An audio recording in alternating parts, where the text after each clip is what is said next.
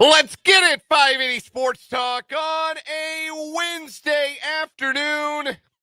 Happy hump day. Hope you're staying dry. It's raining buckets up on Huntoon Hill this afternoon as we come on the air for 3 hours of sports talk on the sports voice of Kansas, 580 WIBW, FM 104.9, online at 580WIBW.com, and in living color on our video stream on our YouTube channel, 580 Sports Talk, and on our Facebook page, WIBW News. Hi, hello, how the heck are you? Hope you didn't leave your umbrella at home.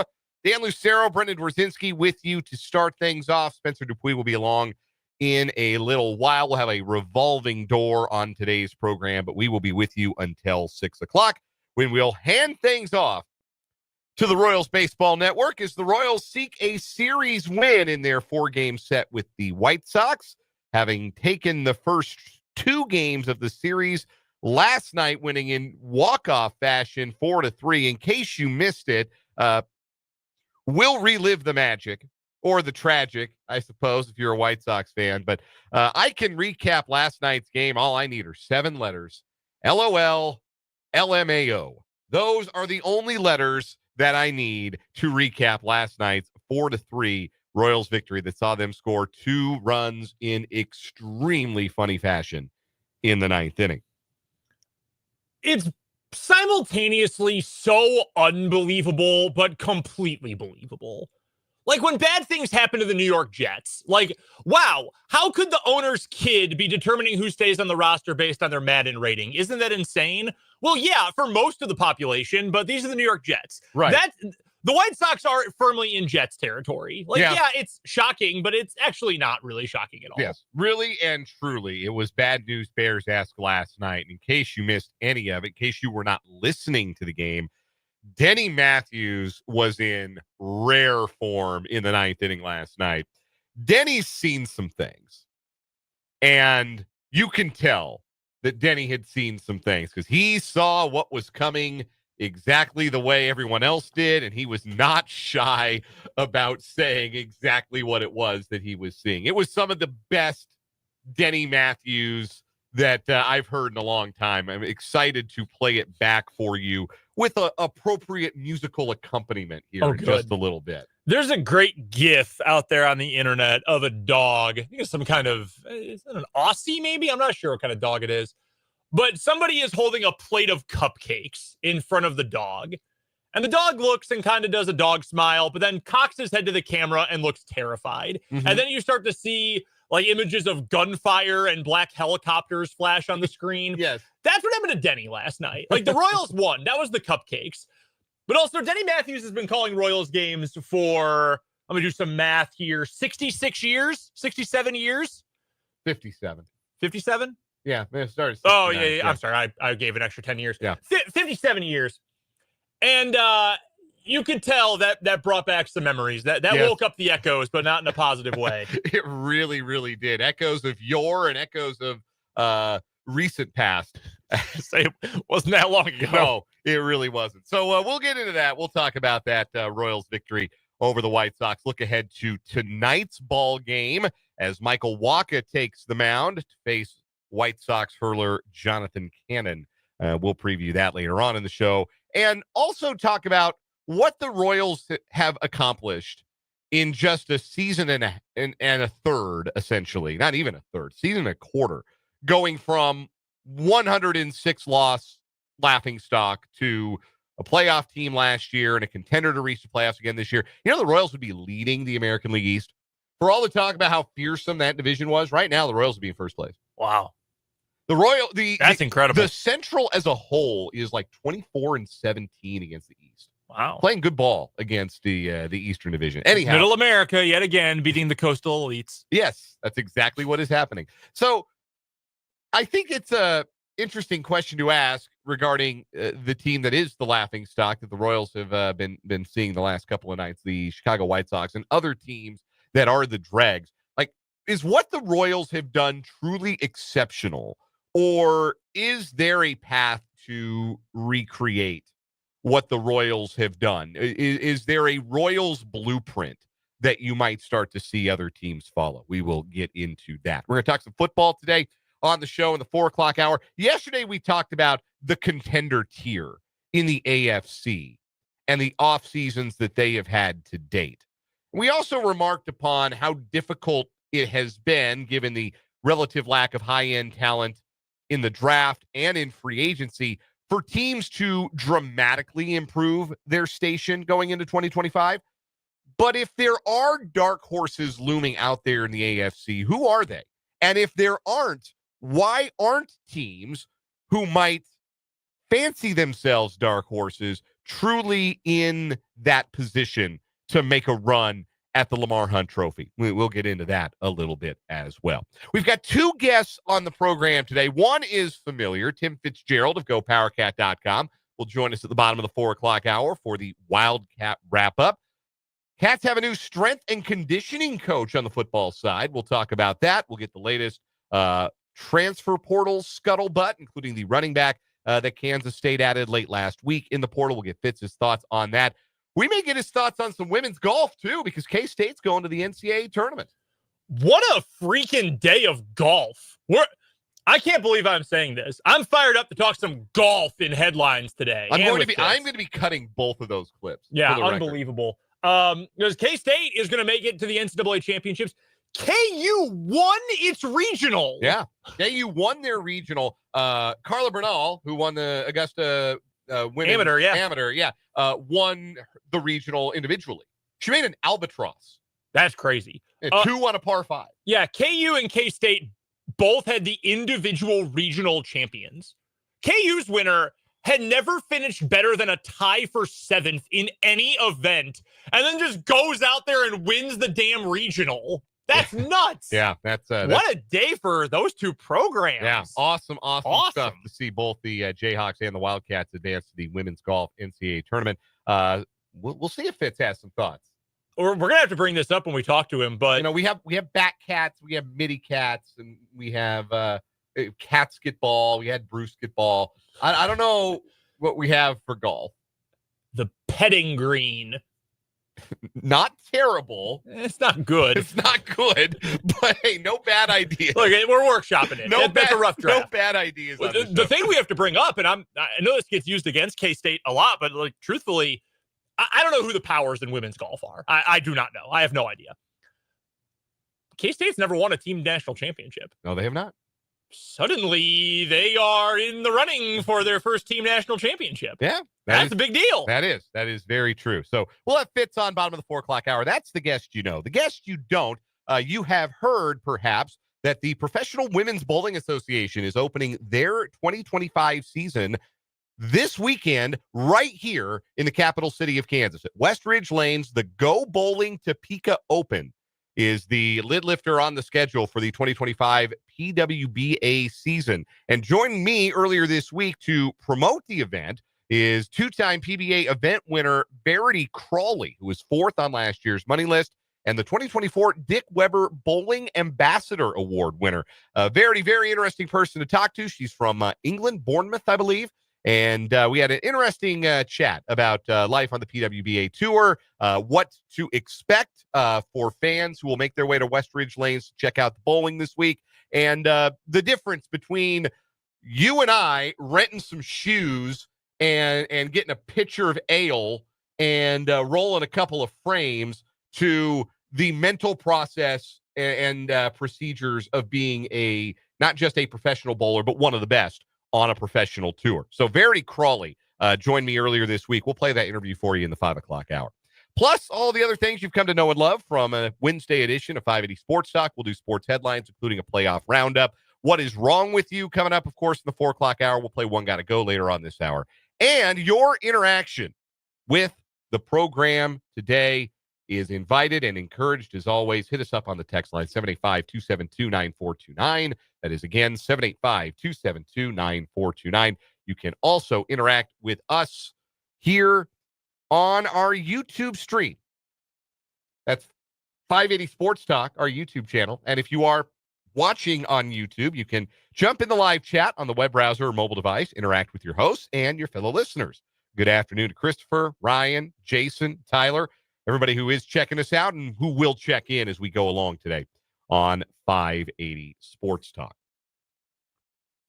Jason asked the germane question before we get into talking about last night's Royals victory in the YouTube comments. Asked if you hated the White Sox growing up a Cubs fan in Chicago. Was it I like one team, so I hate the other guys, or what was that relationship? No, like even to this day, well, I don't really care about the White Sox now because they're so embarrassing. Like, I have no ill will toward the White Sox. I have ill will toward Jerry Reinsdorf, but not to the White Sox. It's like Cubs Cardinals. Like, they're in a different league. They're doing their own thing. Right. Like, I love going to White Sox games because they're cheap, the park is nice, and they have really good food. And not like, oh, it's a tower of meatballs and pastrami, and it's also a burger, and there are crickets on it. Not like that weird stuff, but just like really good brats and hot dogs and burgers and stuff at what was formerly the Cell when I was growing up.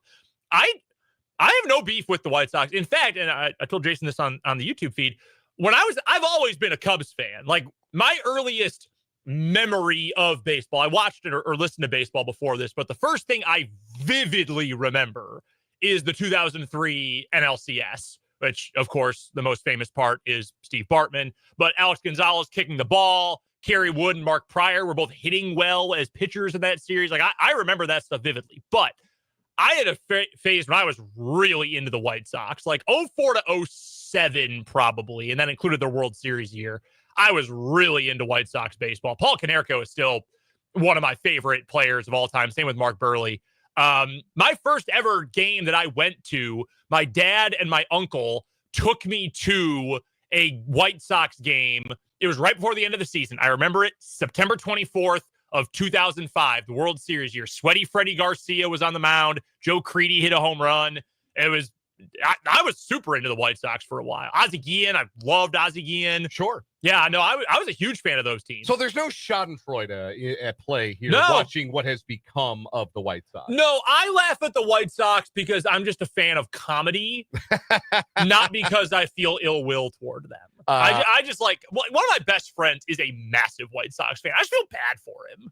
Yeah, he loves the White Sox, and he's just miserable. At this point, that's really all you can do. Royals 4, White Sox 3 last night. Royals down 3-1 in the 8th. They get a run when Salvador Perez's deep drive to left is played into a double by the White Sox left fielder. They score 2 in the 9th.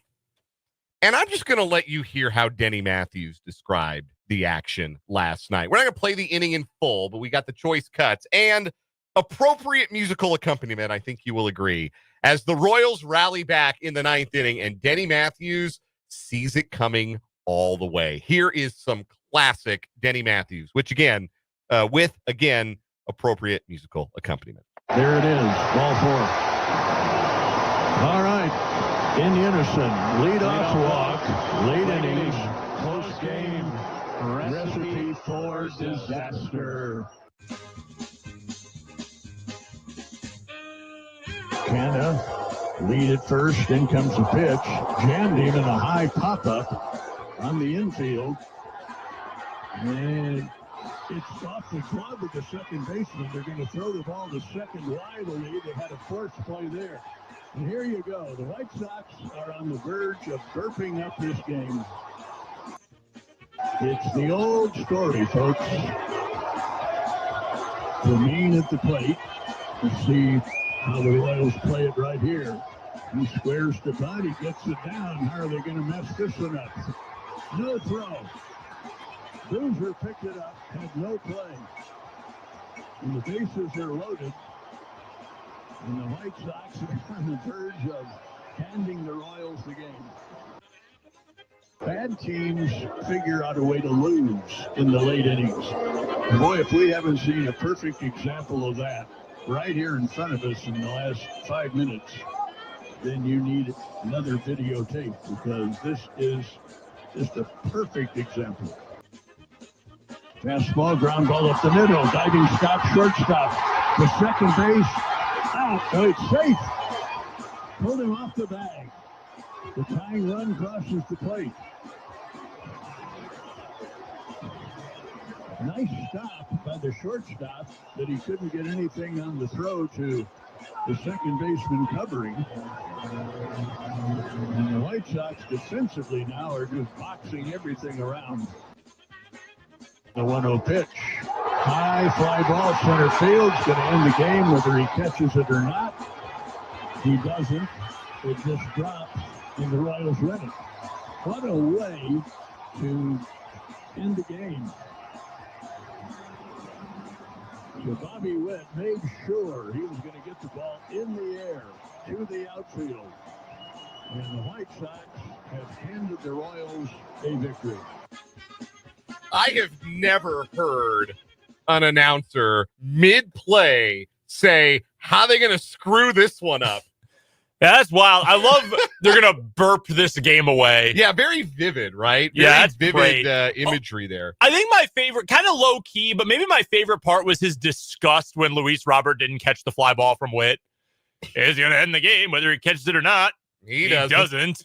That was very Bob Uecker as Harry Doyle from Major League. That was one you could very easily imagine in that context. Man, that is Denny could see it coming. His soul has seen rivers. He has lived it. He has viewed it. He has been on the other side of that. I was going to say, if you're a Royals fan and you are of a certain age, there have been some great 14, 15, 85. There's some good, what was it? 77 was a really good team, I believe. 77 through 80. Yeah, really good teams. You also know more than anybody, there has been some real crap. There's some really bad baseball mixed in there. And just think, Denny has seen up close and personal every moment of it. Yeah, intimately familiar with all of it. No, he was there for the long losing streak. Yeah. Terrence Long and Chip Ambrose stood next to each other on a routine fly ball, and each decided the other one had it, and both start jogging in, and the ball landed for a hit. He was there. He's been there for all of it, and he was there for that last night for the White Sox, and he recognized it immediately. He saw it coming. He knew. I didn't get the game turned on until the ninth. So literally the first action I saw last night was Chase Mydroth, the White Sox second baseman, trying to catch the pop-up with his forehead. I mean, that ball hit him right on the socks on his black ball cap. You mentioned this, I think it was yesterday. Maybe it was even the day before. This really is a collection of nobodies on the White Sox. Like, teams that are 35 games out in September. So, like, the Marlins every year, the A's. Dudes are hurt. They're not coming back. They're going to stay on the IL. Like, yeah, they're calling guys up. You're going to hear a bunch of names you've never heard of before and will never hear from again. Last night was May 6th. And there's dudes all over this lineup that the average baseball fan would never dream of ever. Like, no way they know who these people are. You know who Michael A. Taylor is because he was a Royal. Andrew Vaughn at one point was a big-time prospect and draft pick. He stinks. Sure. He was a big draft pick at one point. Like, no one knows who Chase Medroff is. No one.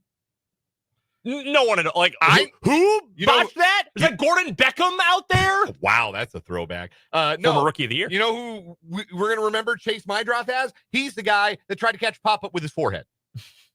Joshua Palacios. No, that's not a real guy. I think my favorite part, the ball hits the dude on the dome, but he caroms right to Michael A. Taylor. Reliable defensive presence throughout his career. Oh, yeah. And Michael A. Taylor threw that ball to Pluto. Not even close to getting the out at second base. And I think at that point, you heard Denny say it, but I knew at that point, without knowing anything else, oh, yeah, Royals are going to win this game. Like, on the social channels for the Royals last night, like the way they tweeted, skeeted, YouTubed about this game, they captioned, found a way. They found a way to win. And yes, but also more accurately, no. Yeah. Because sometimes you're just there when something happens. This was the epitome of it's better to be lucky than good. And that's fine. Yes. The Royals were there when something happened last night. And look, they did the thing that you're supposed to do. Put the ball in play, pressure on the defense, all those things, and it showed resiliency, and it can be frustrating to be behind and not get anything going offensively. Burke pitched a really good game last night. Wasn't missing a lot of bats, but not a lot of hard contact for the Royals. When they did have hard contact, like, Garcia hit a seed with 2 out and a runner at third missile in the 6th, right at the shortstop. There were a couple of other balls hit pretty hard. The Royals just couldn't string anything together. It's been a big part of the story of their season so far, but They dug in. They had quality at bats. They put the ball in play. Bobby Witt Jr. did his job, regardless of whether Luis Robert was going to catch that fly ball in center field. He's flat whiffed on it going back. Very casual on it. Yeah, tremendous effort. Yeah, he really gave his all for that. He knew, like, Denny was right. He was going to win the game, whether he caught it or not. There was no getting. It could have been me running from third, and I would have scored. So, yes, the Royals deserve credit for doing, like, the things you have to do to put yourself in position to win. But, man, sometimes you're just there when the other team burps it up, and you have to be able to take advantage of those things. Bad teams stay bad because they lose games like that. And the flip side of it is good teams are more than willing and able to accept those kinds of gifts. I'm looking right now at the win probability chart from last night. Now, I know that's not a stat for everybody because it's hard to understand, or it's just like, well, every game is 50-50, whatever. But the charts are always fun to look at one way or the other. When Bobby Witt in the bottom of the 8th inning flew out or popped out to Chase Medroth at second base, the White Sox had a 91% chance of winning. It was in the bottom of the 8th inning. They lost. They did, in fact, not win.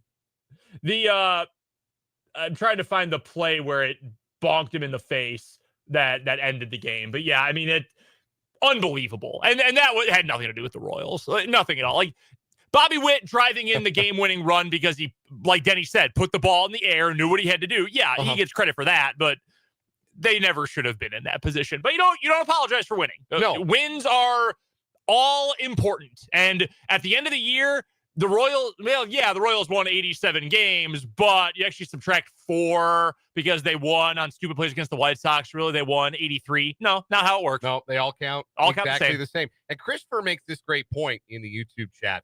The Royals have entered the bottom of the 9th inning 3 times this year, down by 1 run. They have tied or won the game all 3 times.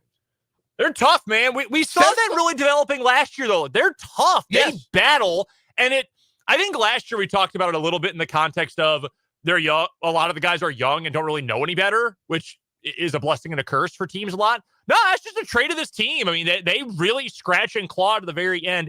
It is so different than the Matheny years. And I'm not trying to bag just on Mike Matheny. I mean, his rosters were terrible. His GM was terrible. This isn't just a Matheny slight. But those teams, when it got bad or if they were down late, it got ugly. How many times did we come on the air on a Wednesday or Thursday after a getaway day where the Royals went down like 1-0 in the first inning and it was just, okay, how quickly can this game get over? Because you just knew they were not going to come back. You knew they were going to put out putrid getaway day game effort. And that's not this team. They do not play like that damn near ever. And that's, I think, a credit to Matt Quattrero as much as anyone. I mean, he's the guy who's at the front lines of that, and obviously the players too. But it's something that I've really come to enjoy watching about this Royals team, that, hey, if you're within striking distance, they're going to take a swing, literally, and they've got a really good chance of coming back. It's fun baseball. Every Royal who played or started last night got on base at least once. Kyle Isbell hit his 3rd home run of the season. Kyle Isbell now has 1 fewer home run than Bobby Witt Jr. Wild. And also has 1 more home run than Salvador Perez. He has a higher slugging percentage than Salvador Perez. And the Royals are 5 games over 500 anyway. Hey. Which is not something I would have guessed if you told me it's May 7th and Kyle Isbell has a higher slugging percentage than Salvador Perez. This is very funny. I was looking up some advanced numbers because I feel like Isbell's been a little bit better at the plate this year. I don't have his baseball card stats in front of me, but do you know who ranks last in all of baseball in walk rate among qualified players? It's got to be Isbell. 1 walk in 95 plate appearances. 1.1%. He is qualified. Yeah, 1 walk is crazy. His advanced numbers are actually horrendous. It's shocking how bad they are. He's also dead last in expected weighted on base. Like, this is ugly. He doesn't swing and miss much though, which is good. That's a good process thing. So I take that back. But he's batting .247. That's better than last year. It's a lot better than last year. His on base is as bad as it's ever been. Yeah. But on base is hideous because, again, 1 walk in 95 plate appearances. That's me in MLB The Show. My on base is only higher than my batting average because I get hit by pitches. Never ever walk. I didn't turn on the video game to take pitches. No, I'm swinging. Yeah, he's up there to hack. So we'll talk a little bit more about the Royals and really what they have accomplished. And again, they've got a ways to go to accomplish the ultimate goal. Obviously, this is not a finished product by JJ Piccolo in this Royals front office, but is what they've done and the speed at which they appear to have successfully achieved a certain level of not just competence, but contention. Is it replicable? Is there a Royals blueprint? What exactly is it, and can other teams follow it? We'll discuss that next. We're just getting started on this Wednesday edition of 580 Sports Talk.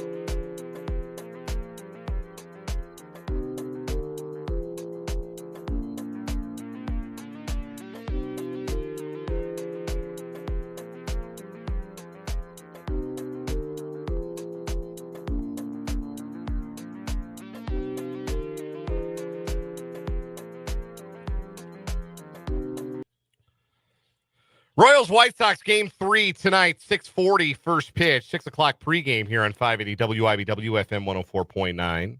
Waka and Cannon, the pitching matchup. Salvador Perez back in the lineup behind the dish tonight. First time he's caught since last week. Had that hip injury and sat out a couple of games. So he's back in the lineup tonight.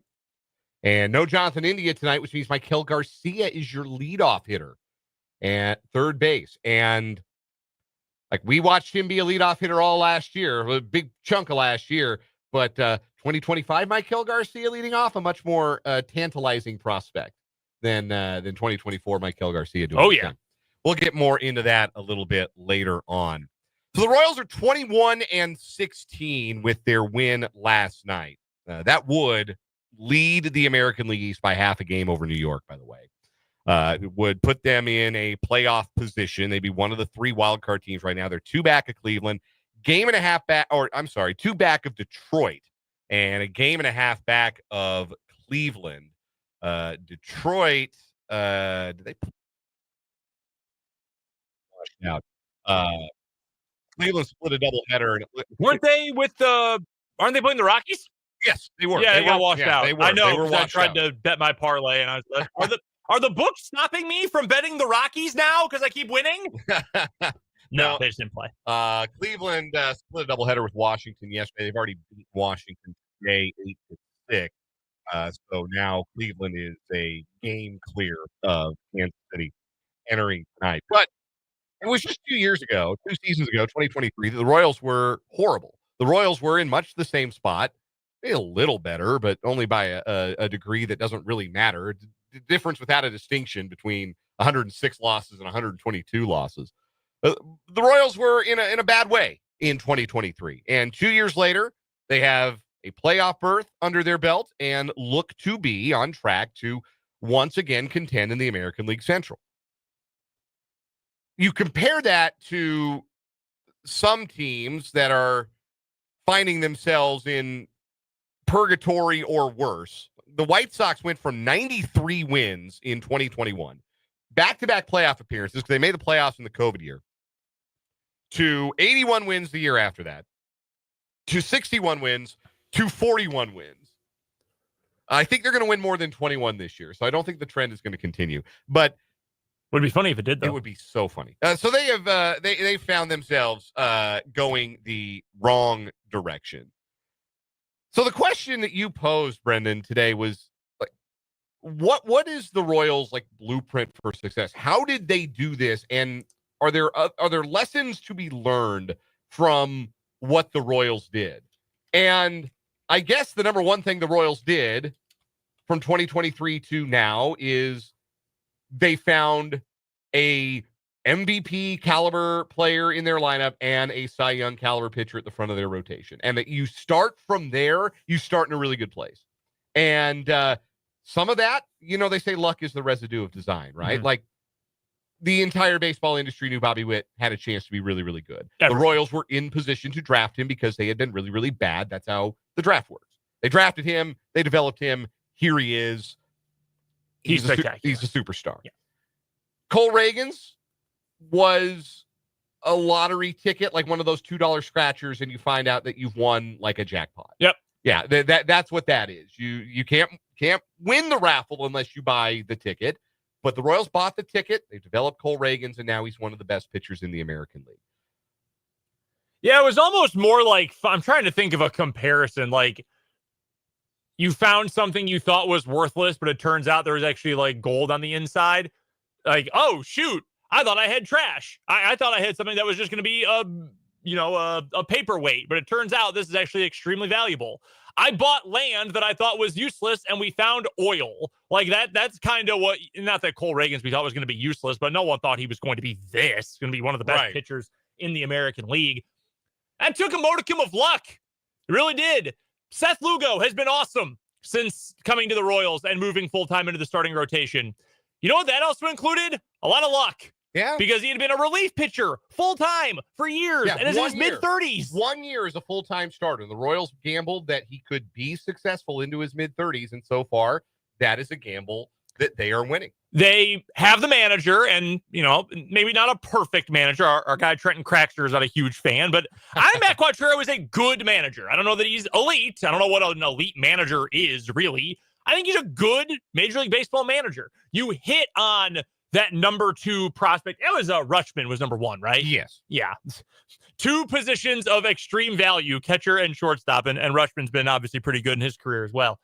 So you've got all of these core pieces, and they're not the only ones. Other guys have stepped in. Brady Singer, it took a while, but you hit on that first-round pick. He was the 17th overall pick, I think. 18th overall pick out of Florida in 2018. That was a hit. That was a win. Like, you hit on these picks, and that wasn't very top of the draft stuff. And let's also remember that the 2019 draft was a 2-player draft. Yeah. It was a 2-player draft. It was Adley Rutschman. It was Bobby Witt Jr. And you were fortunate enough to pick in the top 2 of that draft. Do you know the number 3 overall pick in that draft was? Andrew Vaughn. Yeah, I saw a graphic just the other day. If I remember correctly, the 4th and 5th picks have been okay. JJ Bleday, who has taken a little bit to find his footing, and he's a wretched defender, but he's a everyday player for the Athletics, and he's got a little thump in his back. Yep. Riley Green made his first All-Star team last year for the Tigers. He was the 5th pick. CJ Abrams is a fine player, the number 6 pick. Yes. Every one of those teams would trade their guy for Adley Rutschman or Bobby Witt Jr. Yes, no, that's true. Witt's the better player right now at the plate. The only team that hard to would not catchers. trade their first-round pick from 2019 for Bobby Witt Jr., maybe Arizona, because they got Corbin Carroll 16th overall. Think the Mariners would trade Kirby? Yes. I probably would say so too. They can't hit. Drives me nuts. Anyway, that's beside the point. So it took good scouting. It took a matter of luck. It took the right moves at the major league level, making savvy trades of major league players to get the right prospects, all of that. It's still a work in progress, obviously. I don't know that that's possible for the White Sox without getting absurd luck, because we are now in an era where they have changed the rules for the draft. You can't pick number 1 or number 2 overall in back-to-back years or anything like that. You cannot do it. Yeah. So the White Sox aren't able to land, and you can get great players later in the draft. Mike Trout was the 27th pick. Yeah, it worked out pretty well. Sure. I just mentioned Brady Singer. Yeah. A solid major league starter. He went 18th overall. But if you want access to the real blue chippers, you got to draft at the top of the draft. Your And best shot at getting elite talent. it is harder to do that now. Like the Colorado Rockies are going to finish with the worst record in baseball this year. They can't pick any higher than 10th next year because they've been too bad for too long. So now you are a little bit more incentivized to do what the Royals have done, to not just sit back and do what the Astros did or what the Orioles did, where we're going to be stinky for 3 years, 4 years, and we're going to keep collecting number 1, number 2, number 3 overall picks. And eventually these are going to get us to the big leagues and will be successful. That worked for the Astros and it worked for the Orioles. And now that path is closed off. So now you are more incentivized, if you are a team that is lower in the standings, to do a little bit of what the Royals did in terms of spending money on free agency. Raising your floor.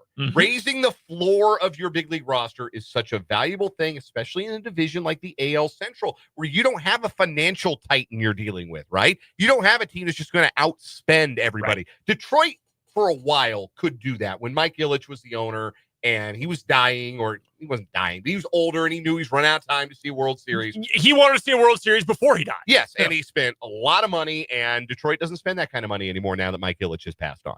So there's not a financial titan in the American League Central. You don't have the Yankees. You don't have the Red Sox. You don't have Houston or Texas and the financial largesse that teams in those markets can throw around. So it's a lot harder to do that when you're in, say, the American League West or East or the National League West.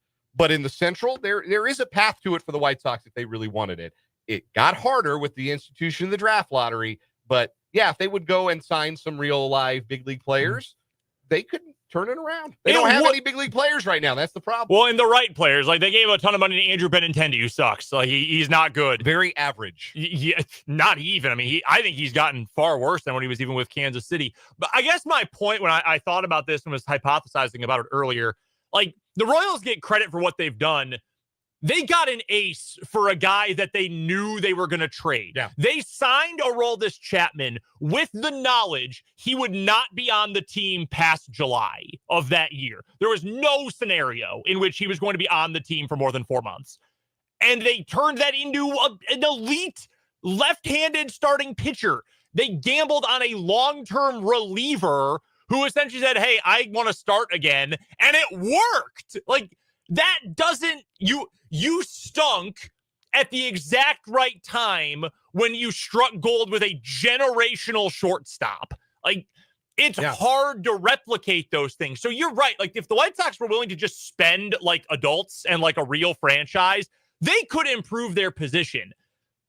But I don't think even that team is willing to spend on the caliber of pitcher you need to get a legit ace or even a legit, like, really good number 2 at this point. And we know that because when they had a legit ace, they had Chris Sale and they traded him. And when they had another one in Garrett Crochet, they traded him too. Last thought before we go to break. You mentioned Benintendi. Yeah, I was being a little too nice to him. Andrew Benintendi has been in Chicago now for 2 seasons and change. It started this year, and he has been – his wins above replacement is the same as yours and mine in that time frame. 0.0. Better than being negative. That's true. We'll take a break, come back, play One Gotta Go on 580 Sports Talk.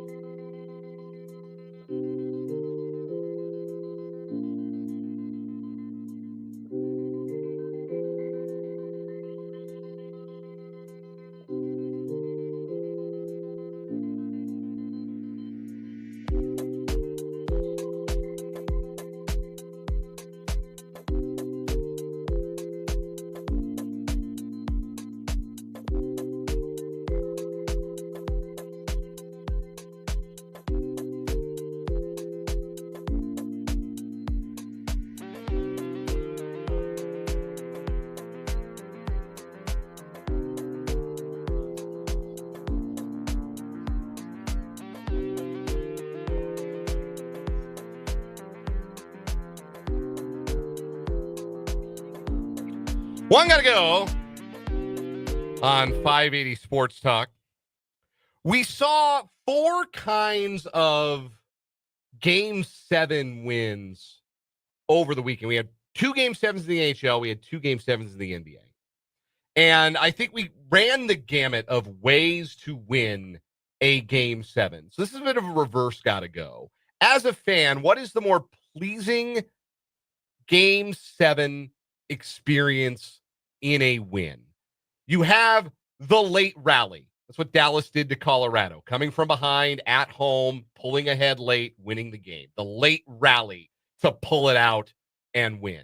You had the game winner, Winnipeg scoring in the second overtime to beat St. Louis. A late game winning, a final drive, a 9th inning, dramatic Game 7 win.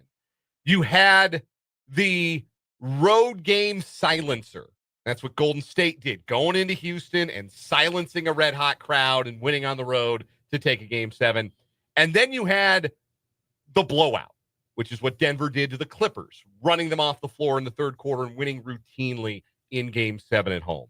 What is the best scenario? And let's say that you can't be at the game for any of these. You're not a ticket-buying customer, because obviously the road game one would be out immediately. But one of those, what's the best way to experience on the couch seeing your team win a Game 7? It's a blowout. Yes, it is. Yeah. Oh my God, that comeback. Wasn't it memorable? Wasn't it awesome? Yeah. And for the first, if we're talking basketball here, 42 minutes of 48 or 32 minutes of 40, if it's a college game, I felt like garbage. Yeah. My heart hurt. My head hurts. I was rubbing my eyes so much. I got some pet-a-shea under my eyeballs. Like, it sucked. I don't want that. It's stressful. Yeah. It doesn't feel good. You and I don't know if we're exactly the same in this regard, but like we had this discussion with Jake a lot when Jake was on the show. Jake could live with it. Like, it'd be disappointed or angry or whatever, but like wouldn't ruin his day or like ruin his mood for a week. I don't feel like I physically feel unwell if my team is letting me down like that or is stressing me out. Like, it takes a physical toll on me. And you might say, grow up. And I'll say, no. But like that's how I respond to games like that. I would much rather, especially if I'm at home, I just be done with it. I'm honestly, my celebrating is like done by the end of the third quarter. Like it's been over for an hour at this point. I'm good. Like we're feeling great.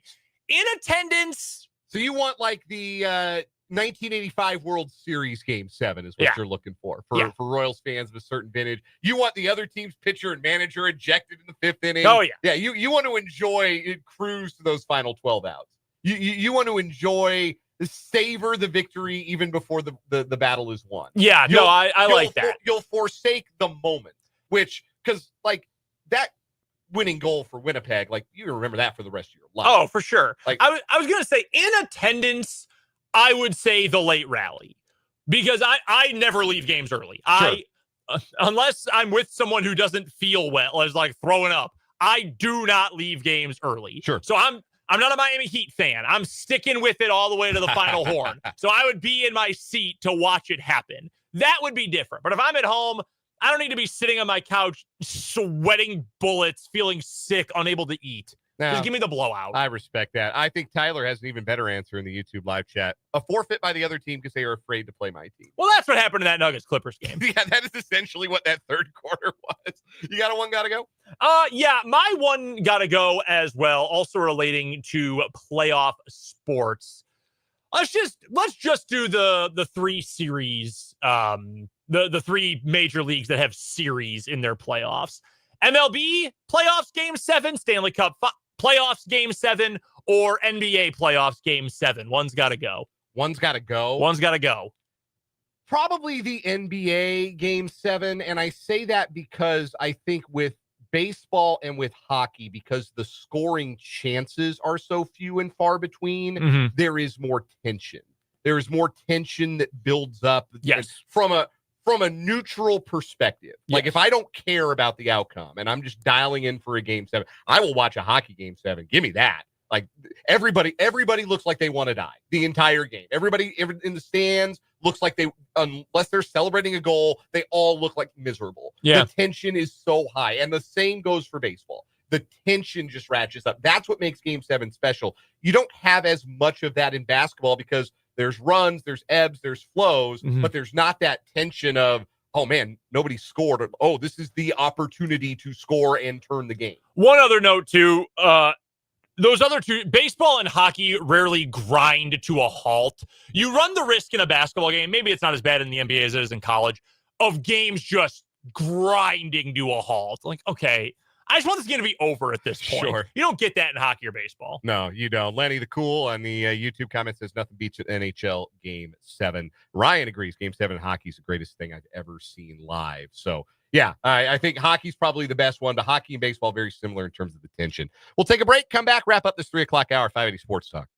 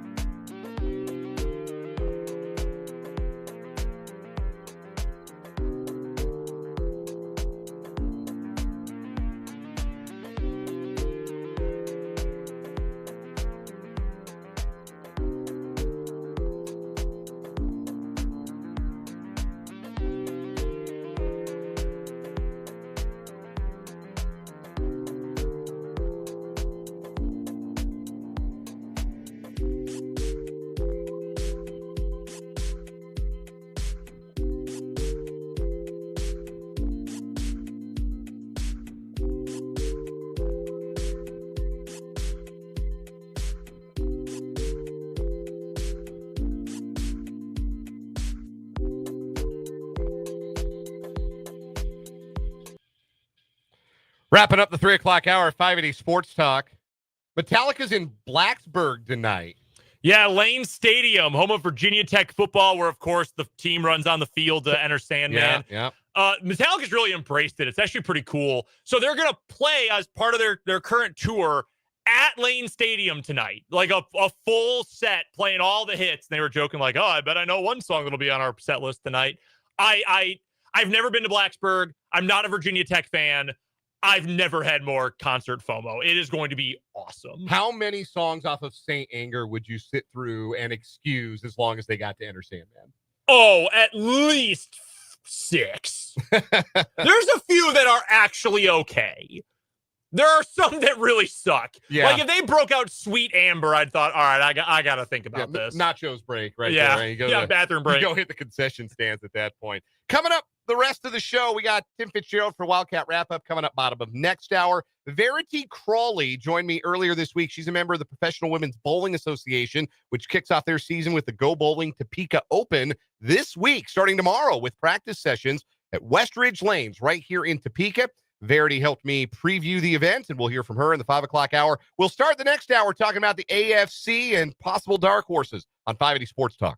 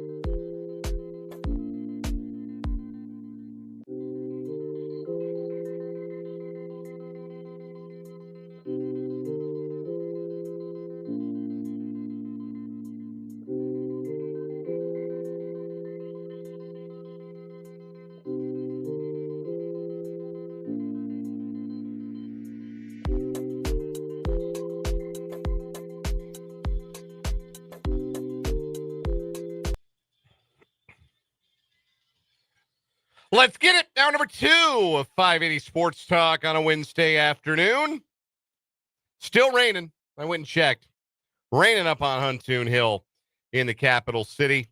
Hope you're staying dry, staying warm, enjoying the show today on 580 WIBW, FM 104.9, online at 580WIBW.com, and on our video stream. You can catch us on Facebook, WIBW News, or you can catch us on our YouTube channel, 580 Sports Talk. However you found us, however you're listening, we're so glad you're with us. Thanks for being here on the Sports Voice of Kansas. Dan Lucero, Brendan Dworzinski hanging out with you. Spencer Dupuis will be along in a bit.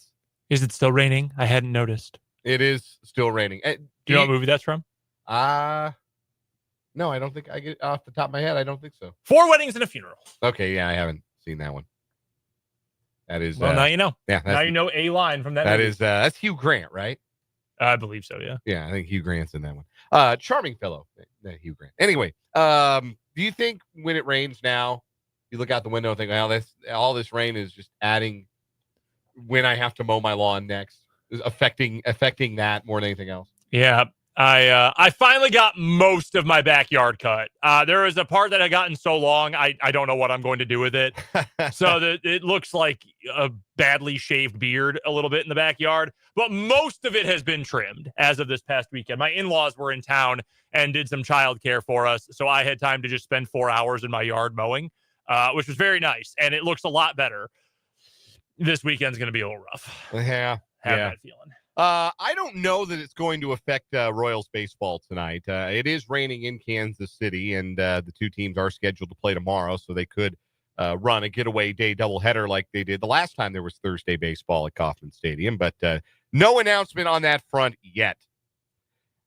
So we will plan to hand the baton to the Royals Baseball Network at 6 o'clock sharp tonight before Game 3 of the 4-game series between the Royals and the White Sox. Royals winners last night, 13 out of 15 for the boys in blue. The boys are swinging some bats. The boys are catching some flies. The boys are... I had something for this. I swore I had something for this. Are they playing some ball? The boys are pitching some strikes. They're doing that baseball. The boys are running some base. Not actually doing that. Word to Willie Mays Aikens. The Royals and the White Sox tonight, 6 o'clock pregame, 6:40 first pitch scheduled at Kauffman Stadium. And again, pregame coverage right here on your home for the Royals since 1969, 580 WIBW and FM 104.9. Coming up this hour of the show, we got 2 new stories on what is wrong with you. We've also got Tim Fitzgerald joining us from GoPowerCat.com for the Wildcat Wrap-up. Look forward to hearing from Fitz on the program. You can text the show. 785-272-9429 is the number. 785-272-9429. You can also interact with us in the YouTube chat. If you are watching the show on our YouTube channel, 580 Sports Talk, get in the live chat. We love hearing from you, and we appreciate the interaction, not just with us, your humble hosts, but also your fellow listeners. Cool stuff. Anyway. I don't care about them. I care about you talking to me. That's fair. We do like the sounds of our own voices. Kidding. We do like being engaged Just in that way. Otherwise, we wouldn't be doing the job that we do. Anyhow, we talked about the contender class in the AFC yesterday. Going back to Monday's show, had Matt Verderam on the program, our NFL insider. He says there are 3 teams that can win the Super Bowl out of the AFC. The list is 3 teams long. The Chiefs, the Bills, and the Ravens. How long do you think that list is in the NFC? I think maybe a little longer, if only because the NFC is so wide open that if you can get there, you can maybe, play one good game. It would be a big surprise, I think, sitting here on May 7th, if the AFC Super Bowl representative were anyone but Kansas City, Buffalo, or Baltimore.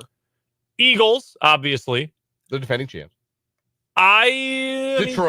Detroit, Washington. I mean, they got to the championship game. They did. They got to the conference championship game last year. You got to include them in the conversation. I am toying with the idea of picking the Rams to win the Super Bowl.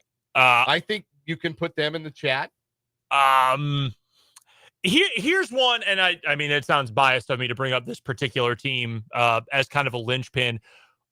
Do you think Green Bay is a more likely Super Bowl team than Cincinnati or Houston? Yes. Okay. I lean that way too. That is a reflection of the NFC more so than it is a reflection of Baltimore and Houston. I think if you took Cincinnati and Houston, if you took Cincinnati and you swapped places with any team in the NFC and you put Cincinnati in the NFC, I would pick them as one of the top 2 or 3 teams in that conference. For what it's worth, maybe this changed your mind about this particular team. The Packers actually have a horrific schedule this year. We'll know the actual schedule itself a week from today. A week from today, yeah. Schedule release day. Green Bay has to play its own division twice, and it might be the best division in football. Eagles, Commanders, Ravens, Bengals, all at home. Good to get them at home, but yeah, those might all be contending teams. On the road, it's not quite as bad, but Pittsburgh's always going to be tough in Pittsburgh. I think the Cardinals are going to be better, and I think the Broncos just made the playoffs, and in theory should be better. Ooh. There's a lot of... I don't love that. There's a lot of if with, I think, the NFC contenders. Like, I agree with that. Like, Minnesota, if J.J. McCarthy is any kind of good, could be a team that makes a run. Green Bay, if they can improve on defense. The Rams, if Stafford's healthy. And I wouldn't blame anyone for saying Washington is still an if to them because we've seen it for 1 year. Right. And hey, I got to see it a second time or at least see them in the playoffs and competing to believe it again. I think that's fair too. Mm-hmm. But yeah, it's a lot of conditional. But I think you can squint and see it a little bit more. Like even after the teams that we talked about in the AFC, there's the obvious top 3. I think Cincinnati's ahead of Houston pretty easily. And I'd put Houston kind of around Pittsburgh. So the thing with after that, I think it falls off a cliff. Yeah, so the thing with Houston, and Lenny the Cool says they could be a sleeper in the YouTube comments. Like, I think that they should win their division. Agreed. I don't think there's much serious competition in the AFC South, but like we saw them play a real team in the playoffs, and the Chiefs smoked them twice. They smoked them in the regular season. They smoked them in the playoffs. And I don't know that they got better. This was a hard offseason to get better, aside from internal improvement. You're banking on, if you're the Texans, that you can essentially turn your offensive line over from 1 year to the next and build something that functions. It can't be much worse than what it's been. So even an incremental improvement there could help the offense quite a bit. I reserve my right, since it's only May 7th, to change this pick when we actually do our NFL picks come September 3rd. September 4th is opening night. That's the kickoff game. Yes. So we'll do our predictions that day, obviously. I think the Jags might win that division. Really? Here's my big, CJ Stroud's obviously awesome. I think CJ Stroud is better than Trevor Lawrence. You're going to be, and Nico Collins is great. He's great, legit number 1 receiver for Houston. You're going to rely a lot on 2 rookie wide receivers. Right. In iffy tight end room. And CJ Stroud's favorite receiver, even beyond Nico Collins, Tank Dell, is probably going to miss the whole season.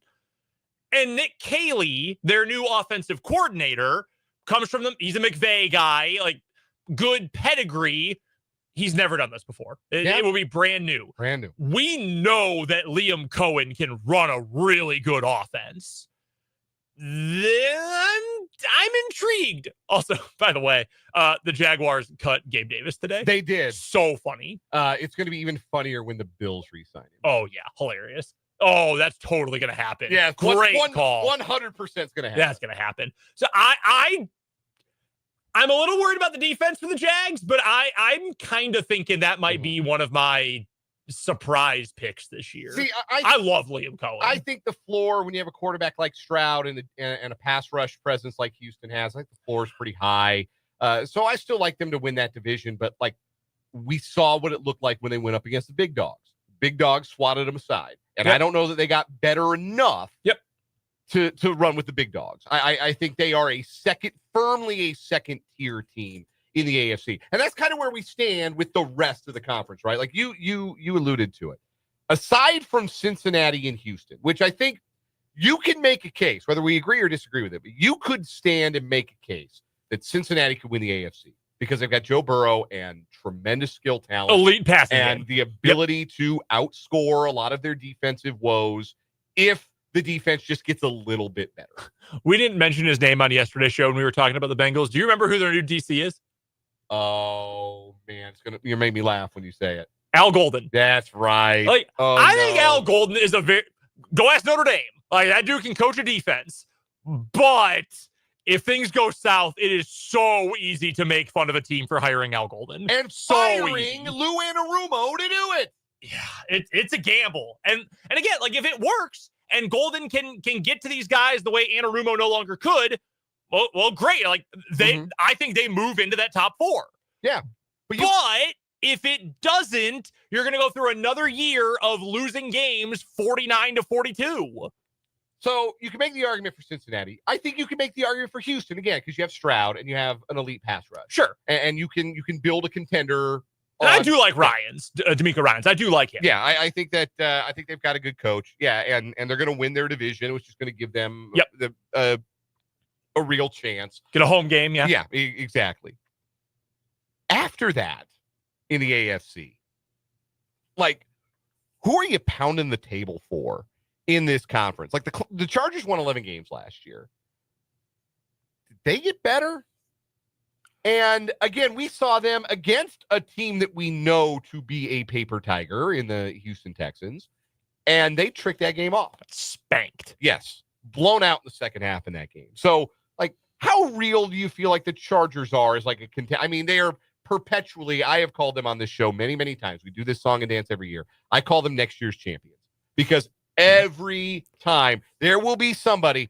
I'm sure we'll get to it at some point this summer. We get the training camps open. There's going to be somebody on some podcast or some ESPN or FS1 sports babble show who says, I like the Chargers to dethrone the Chiefs, because it happens every year. But you know what doesn't happen? The actuality of it does never happen. And I do think it's a little bit different because I think Harbaugh is the best coach they've had in a long time. Yes, and you wonder, okay, is there going to be, how much improvement we're going to see? You know, it's year 2 of their program. Mm-hmm. They kept their coordinators. That's like Jesse Minter's back. Like, that's a big deal. But they got no playmakers, man. Najee Harris and Omarion Hampton are your running back room. I think, and I like Hampton. Yeah, the first round pick, but like, Harbaugh loves Najee Harris, and I don't think that's very smart. Their line is better, but could still use some improvements. I think their defense, I actually really like them picking Kyle Kennard in the 4th round, but I don't know exactly what that defense is going to look like. They took 2 wide receivers, one in round 2, one in round 5. Trey Harris is something of a project wide receiver out of Ole Miss. Doesn't run a very wide route tree. He's a good athlete, really good athlete, but still kind of a work in progress in terms of an NFL prospect. I brought this up right after the draft. Can you name a wide receiver that was developed in a Greg Roman offense? Nope. None. No one. Like, those guys for those good Harbaugh Roman 49ers teams already developed. In Baltimore, that was their big problem. It's still their big problem. But, like, Rashad Bateman suddenly turned into a real pro wide receiver as soon as Roman left town. Yeah. And he'll probably never reach his high ceiling because of those wasted years. And you're putting a project deep threat receiver with that? I don't think that makes a whole lot of sense. Keandre Lambert-Smith, he's a burner too. I don't think that makes a lot of sense there. Marion Hampton, I know they want to run the ball. I think they have bigger needs than that. I don't think that's a good allocation of resources. I would still put the Chargers behind the Broncos. I don't know that I do believe in the Broncos, but I think I believe in them more than I believe in the Chargers. I think even if they have the lesser of the 2 quarterbacks. I think both teams were at their ceiling last year with their personnel. I think that they got best case scenario outcomes with the personnel that they had. And again, this was not an off season where you're going to get a whole lot better externally. A lot of your improvement has to come internally. And look, Harbaugh and Peyton have incredible pedigrees as coaches, and we could see some of that internal improvement. Yeah, year 2 of a quarterback in Denver, But I think those teams are probably topped out with the guys they have. I have a lot of trouble seeing them going from 10, 11 wins to that 12, 13. Like, we can stand toe-to-toe in the ring with Kansas City in January or Buffalo in January. We saw it. We saw it. The Chargers get blown out by Houston, and we saw Denver go to Buffalo, and those two teams weren't even playing the same sport. And so, did you get better enough to stand in with those guys when it matters? And I don't think that the answer is yes. And I don't see a realistic path, because I don't think you're going to get a whole lot better out of Bo Nix than what you got last year for Denver's case. Yeah, that's the linchpin. I think I said this shortly after the regular season ended this past year. If you're comparing the two of those teams, the ceiling in my mind is higher for the Broncos because you have a decent roster around the quarterback, and he was an old rookie, but Bo Nix was just a rookie. And whether or not you think that he's going to get any better, I don't necessarily think that he will. You still can make the argument that's just year one. Young quarterbacks with these guru offensive genius head coaches often take off in year two. That's often the case with Shanahan guys, LaFleur guys. Jared Goff really got better in his second year with Ben Johnson, et cetera, et cetera. Uh-huh. So that's the belief if you're the Broncos. Again, I'm not saying that I think that's going to happen. I mean, I remember how much I laughed when they drafted Bo Nix. I know how I feel about the guy, but I think that's the argument. Whereas, like, Herbert right now is a better quarterback than Bo Nix. Mm-hmm. I also think we have, like, Justin Herbert is what he is. He's good, but he is what he is. Like, you don't have that extra room to grow at the quarterback spot. So where else are you improving? For what it's worth, I don't think Denver did a great job addressing their pass catchers, to be completely honest with you. I'm looking at their depth chart right now. Evan Ingram, good pass catching tight end. Yeah, they'll be better there, but like, I don't think Ingram's a needle mover. Like, he improves their position, but he doesn't like move the needle. It doesn't change things. They, quiet as it's kept, they kind of did the Buffalo thing. Like, Cortland Sutton's an X. I mean, that's a legit X receiver with that body, that play style. But Marvin Mims, Devon Vele, rookie Pat Bryant, Troy Franklin, they signed Trent Sherfield this offseason. Like, that's a lot of dudes who are going to play the slot. Yeah. And you only have, at most, 2 of those on any given play. Is that really what you want to do? I don't know. Mm-hmm. Maybe Peyton's got a great idea. I don't know. And I don't know that RJ Harvey's the workhorse running back that lineup was looking for. And maybe they can piece it together with him and Audric Estime, who I was really high on last year. He might not be fast enough. Yeah. But I liked him coming out of Notre Dame last year. Maybe they could piece it together. But I just don't think, even with a really good offensive line, there's a high enough offensive ceiling. And I think the defense maxed out last year. Like, I think that was probably the best version of Denver's defensive play, given their personnel, which they had the defensive player of the year. But outside of that, who are their dudes? Like, yeah, no, that's fair. Like Nick Bonito had a really good year. Mm-hmm. And I think Nick Bonito, he was so good at Oklahoma. I think he's a good player. Zach Allen, same thing. I think he's a good player. Mm-hmm. I think those guys are needle movers, but there's a difference between actively making your team better and, like, game wrecker. Like, Pat Surtain is a game wrecker. Yes. That dude is the elite of the elite. And sometimes you can build defense around having just one of those, but it's a lot harder to do that when that one of those isn't a edge. And when it's a corner. And not a lineman. Because you can work around that. We have a text from the 785 asking about the Chargers offense, pointing out that Najee Harris has rushed for over 1,000 yards in each of his first 4 NFL seasons. But Najee Harris's career yards per carry is 3.9. Like, that's not an impact back. That's a volume back.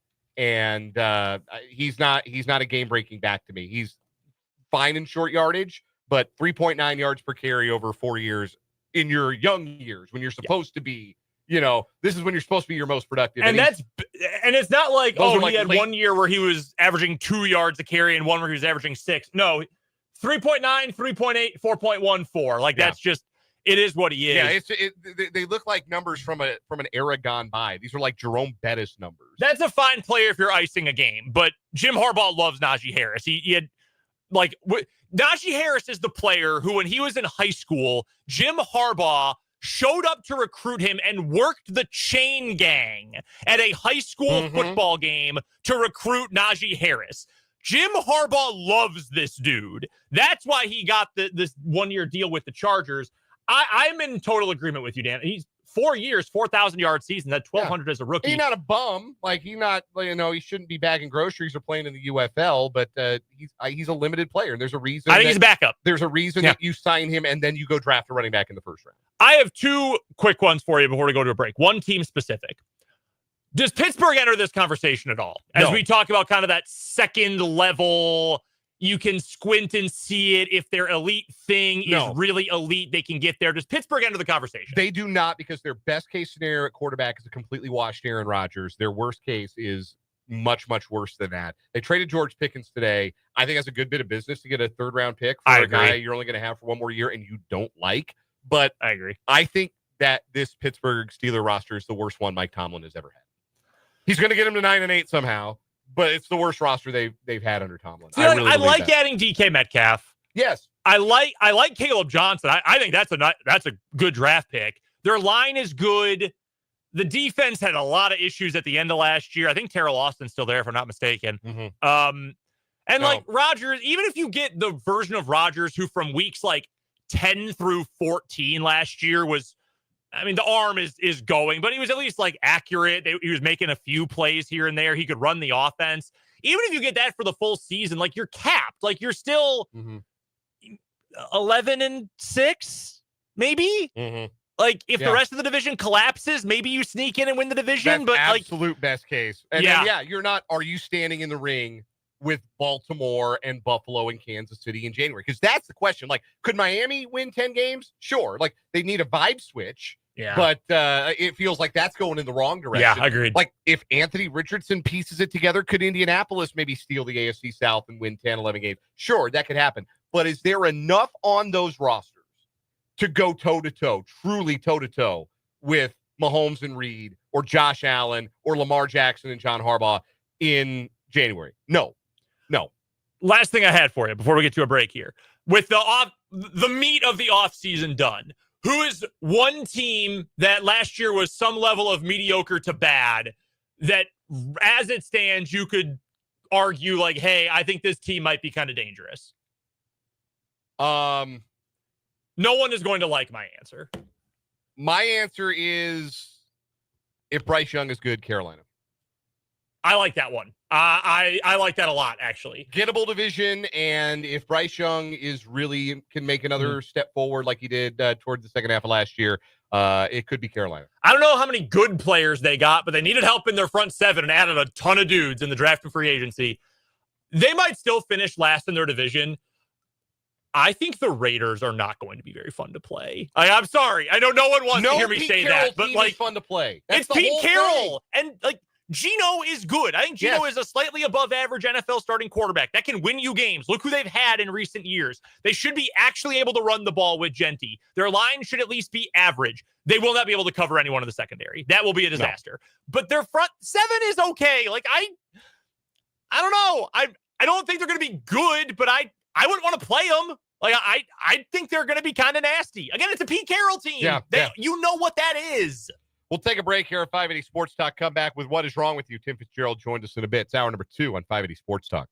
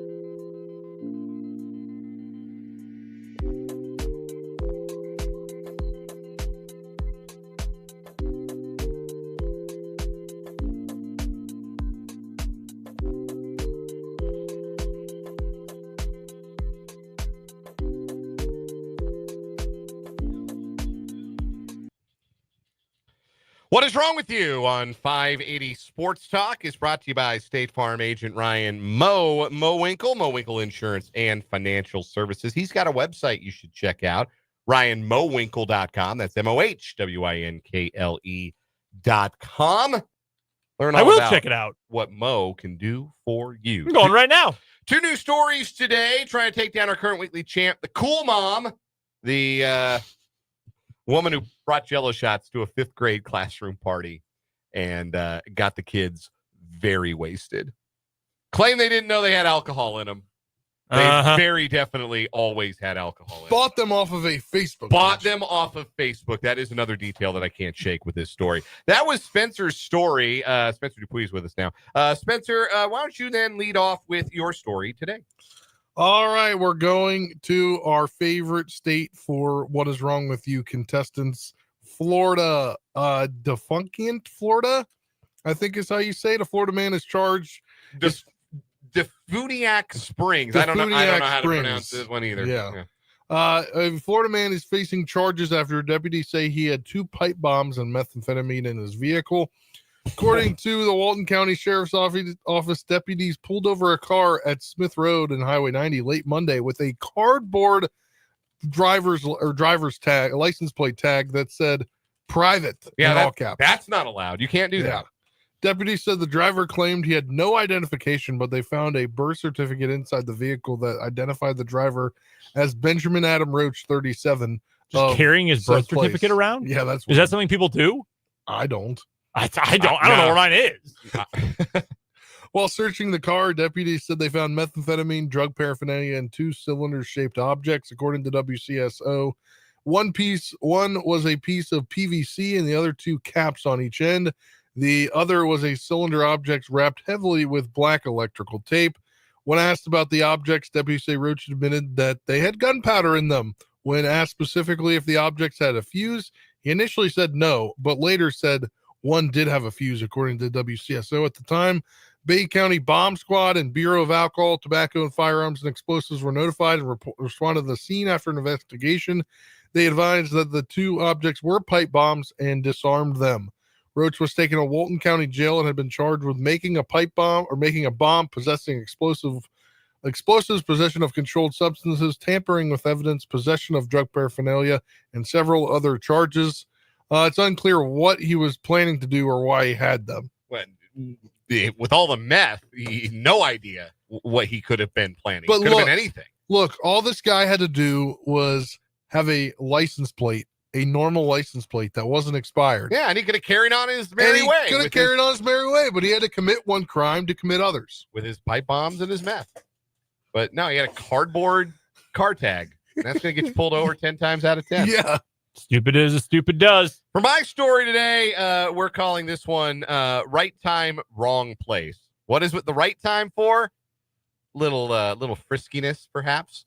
The wrong place, particularly if you happen to be paying for it, would be right in front of a state police barrack. 2 Connecticut residents were placed in custody early Tuesday morning around 12:31 p.m. Troopers tried to pull into the parking lot of the Troop H Hartford parking lot when they saw a sports car blocking the gated entryway. Since the entrance was blocked, the trooper went up to the parked vehicle and saw 2 occupants undressed engaging in lewd activities. That's the description from the article. They were both asked to compose themselves and step out of the car. As troopers spoke to the operator of the vehicle, they noticed signs of impairment and asked him to perform a standardized field sobriety test, which he failed. When police spoke to the passengers, she did not admit to a transaction made of any kind at first, but troopers saw 3 $10 bills found at the top of her purse. She then admitted to police that she engages in sex work. It was also revealed that the passenger of the vehicle was in possession of suspected narcotics and narcotics paraphernalia that were later found to be fentanyl and crack cocaine. 34-year-old Willie Farrell was the driver. 48-year-old Diandra Lysick of Hartford was the passenger. They are both facing multiple charges. You don't park in front of a police station to get your freak on. No, you gotta be aware. You got to be aware of your surroundings. Particularly if you happen to be doing so in such a way that runs afoul of the law. Yeah. Like, if these were 2 consenting adults and no money had changed hands, it's probably something the cops are willing to maybe just laugh about. Sure. But, Yeah, don't leave the money sitting out. Don't leave the proof of transaction. You may as well have left out a receipt. Yeah. So who wins today?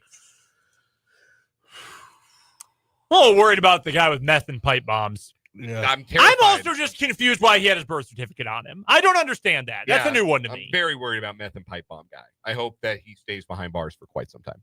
I agree. I'm going to go with that one today. Yeah, we'll go with that one, but it's not taking down the cool mom. Nah, cool mom No. gets the win. The cool mom moving on to tomorrow on What Is Wrong With Have you ever heard of virgin Jello shots? I have not. Make some jigglers, man. Get some like dinosaur cookie cutters and make shapes for your Crazy. 5th grade kids. They'll love that. They don't need Jello shots. Tim Fitzgerald joins us next at 580 Sports Talk.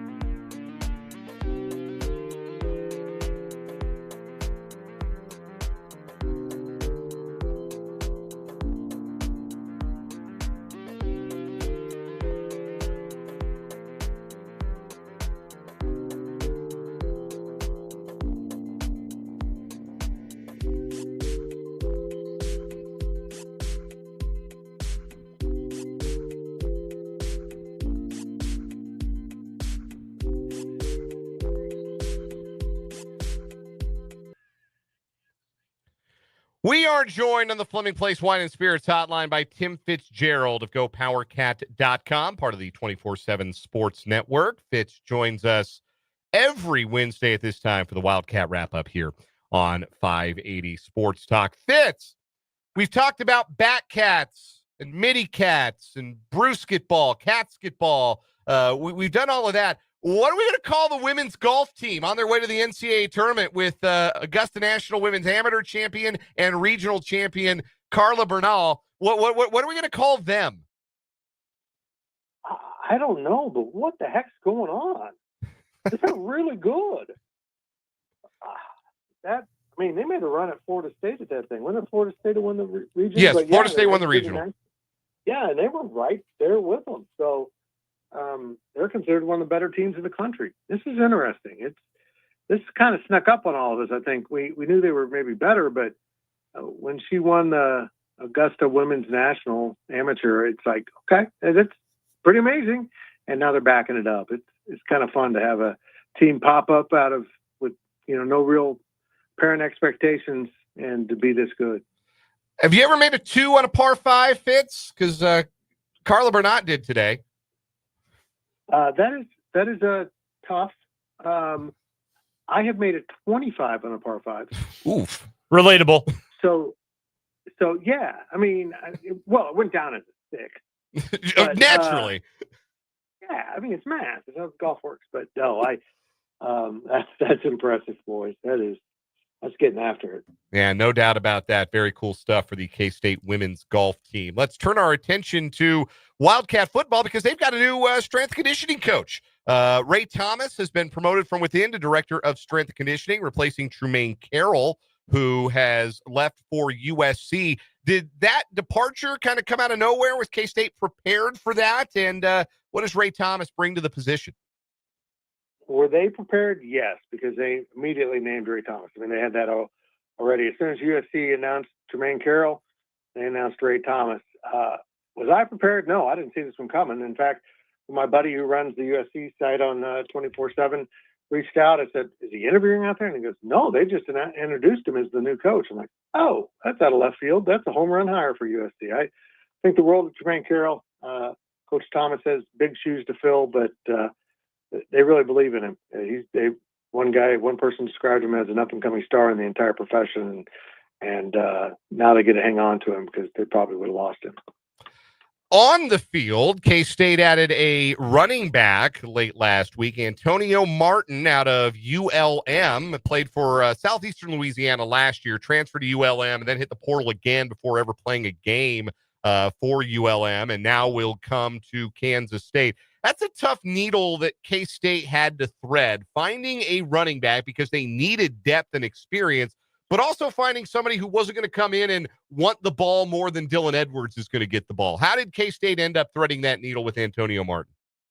I don't know, but that's a good addition. Those coaches hit it out of the park that last week with 2 big-time offensive linemen and a running back who looks really productive. And basically what they wanted a bowling ball back there to run over people on third down and give them a little more depth. He's a pass catcher, so that won't affect their ability to throw the ball out of the backfield, throw the ball to the backfield. So I'm intrigued by it. I think the coaches closed really strong in the portal and addressing needs, not just with bodies, but with, we've seen that. And bringing this linebacker and he doesn't work out. Bringing this guy, it doesn't work out. This seemed like a really strong finish for him. We're joined by Tim Fitzgerald, as we are every Wednesday at this time, for the Wildcat Wrap-up here on 580 Sports Talk. Fitz joining us via the Fleming Place Wine and Spirits hotline. Go be a VIP over at 24/7 Sports if you're not already. That's how you can get onto Wabash Station and check out all the best insight into what's going on with K-State athletics. Housekeeping-wise, Fitz, when it comes to the football portal, is this it for K-State? Are they looking at anyone else? Are they trying to fill any positions, or are they wrapping up their portal work this spring? As of now, that's it. Who knows what, if there'll be any other movement or anything, but you can still, players in the portal, you can still take them if you want. But I think everyone's just waiting now to see what the actual number is. Is the House versus NCAA settlement? Are they going to be at 105? Are they going to be able to grandfather in players? Players, in many cases, that were told they don't have a spot on the team already because this darn thing's dragging on. So once that shakes out, we'll know. If they're at 105, I'm pretty confident they're done. But if they can go above that, they might go dip their toe in someone else. But I don't know. I think they're really happy where this roster's at right now. I would love to talk more about that particular issue, but I'm a few credits shy of my JD, so I'm not sure I'm quite qualified yet to get into the weeds on that. I did want to ask, though, on a serious note, about this roster as it currently shapes up. Obviously, a ways to go before we get to fall camp, but with spring ball, wrapping up, you got the portal additions now. What is one position battle that you will be excited for this summer and going into fall camp that you think is maybe not going under the radar, but you think people should be paying attention to? Who's going to be those defensive ends? They've got 5 or 6 dudes that can play. So who's going to emerge as the most well-rounded, out there for the most downs type of player? I'm really interested in that because I think these defensive ends are elite, have the ability to be elite. And probably back to that offensive line. Now that they added 2 more experienced Power 5 level players, they could end up with 3 transfer starters on an offensive line that needed some help, but we didn't probably view as needed a total rebuild. But that's kind of what's happening right now under Brian LePack, the new coach. And different coach, different philosophies on what type of players and how to get things done. And they went out and addressed that through the portal. Wanted to flip over to basketball and maybe a little inside baseball here with your operation over at Go Powercat Fitz. But I wanted to ask Ryan Gilbert, who's your guy for basketball. We've had him on the show before. Does he get paid right now during this portal season? Because I feel like he doesn't have any work to do. There's no news. Nothing's coming out since the Kostic ad. Lazy. He's so lazy. He doesn't do anything. He took a day of Ryan yesterday and went up and played a little poker in Kansas City, but legal poker. It's been a struggle for us trying to come up with content. And now having back-to-back days here, Brett Yormark signing the contract and now the strength coach, it's kind of nice to get these midweek stories. We'll get here to Commissioner Yormark in just a second. I did want to ask for basketball, though. Have you gotten any more clarity about the Andre Kostic payment transfer fee, if you will? I mean, that's essentially what it is, because we talked about that a little bit last week after he committed. Then I saw some stuff this morning that it might be a payment to him to come play, but also a bigger payment than expected to his club to allow him to come over. Yeah. I mean, it looks like it's a whole mess and a half over there. It is. They're literally buying contracts because these club levels are, professional over there. And I think they are paying the club more money than they're paying the kid to get him out of that contract. And I think they're in deep with another player that they're negotiating with the club right now to bring him over. So what a weird world. You're a college basketball coach and you got to negotiate contract buyouts.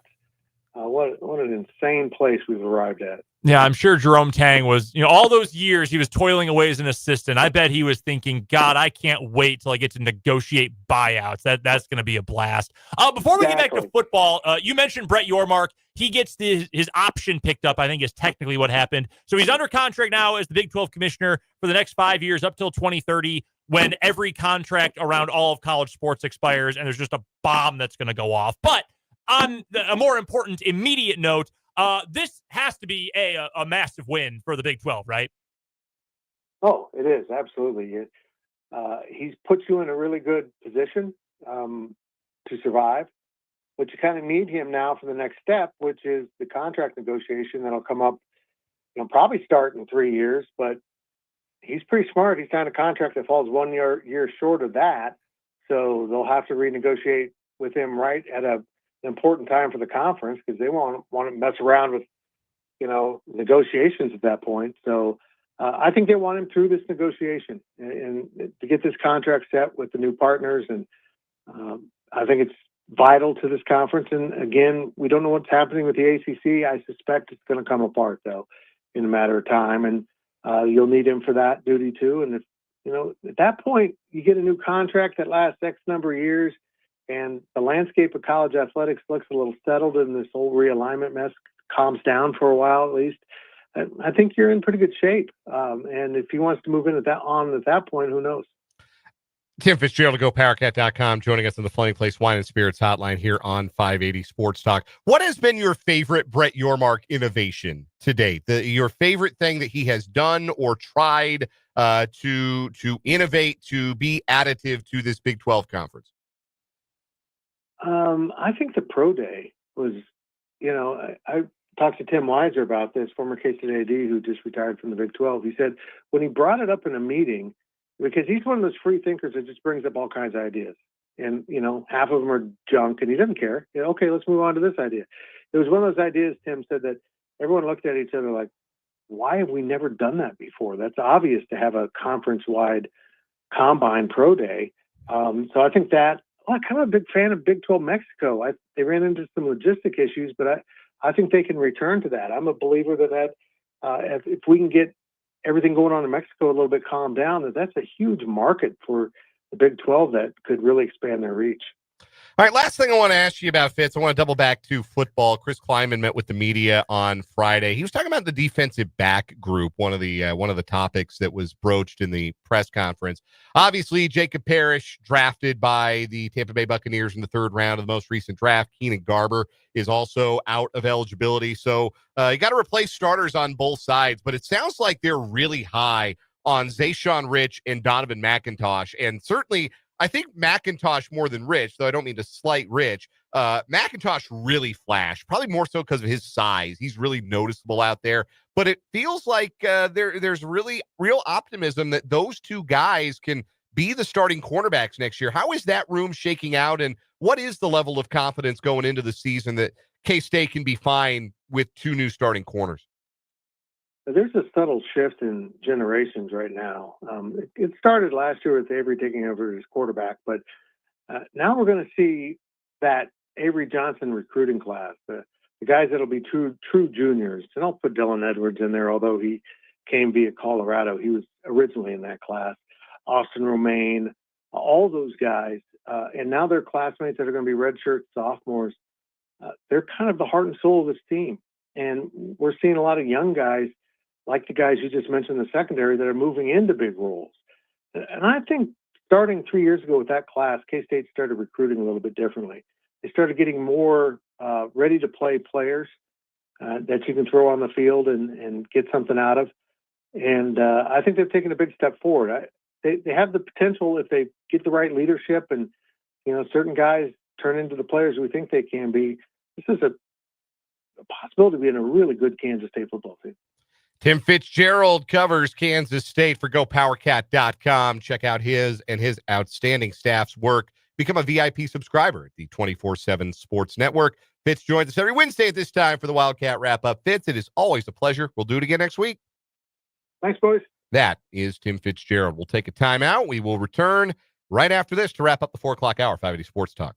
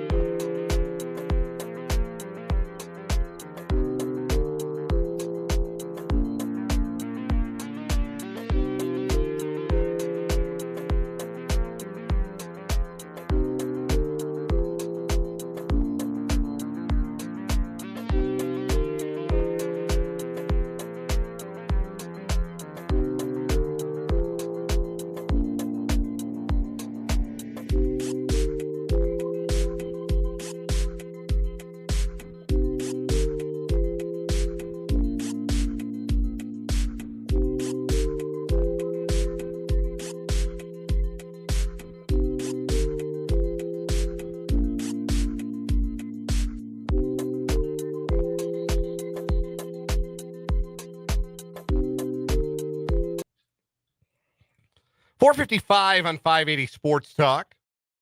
Well, thanks again to Tim Fitzgerald from GoPowerCat.com for joining us. Thanks, Fitz. Always love having Fitz on. Great insight. I'm excited for those defensive backs at K-State. I think Donovan McIntosh, big. He's an NFL corner. Like, physically, he's an NFL corner. If he can perform like one, he's going to be the next in line. Because K-State's turned out some NFL defensive backs here in the recent years. Yeah, I mean, that's been kind of the big strength, at least in terms of turning guys into pros for K-State for a couple of years right now. Obviously, this year you sent two guys, Siegel and Parrish. It was, you got to go back a couple of years, but Josh Hayes and Juju Brents in 2023. 22, you had Russ Yeast. I mean, that's been a major strength. Duke Shelley in 2019. Yeah, that's right. DJ Reed, 2018. dudes all over the place It's a lineage and honestly a selling point for K-State as they recruit guys in those spots to play that spot. I know a couple of those guys were late stage Schneider guys, but still, that's the program. Coming up at the 5 o'clock hour, 580 Sports Talk. We'll obviously start with our 580 Sports Talk headlines and a playoff roundup. My conversation from earlier with Verity Crawley, a star on the Professional Women's Bowling Association Tour, which opens its season this weekend at West Ridge Lanes. It's the Go Bowling Topeka Open. And so we're going to get some insight on what it is like to be a professional bowler on the PWBA. Verity Crawley talked with me earlier, and we're going to play that conversation for you. We'll also preview Game 3 of the 4-game series between the Royals and the White Sox. What funny way will the White Sox try to lose tonight? Will a player perhaps try to eat the baseball instead of throwing it to first base? Chase Mydroth tried to head the baseball. So if they play, that's maybe the next step in that direction. I won't be around for any of it, though. I'm done for the day. So Brendan and Spencer are going to take you the rest of the way with one more hour of 580 Sports Talk.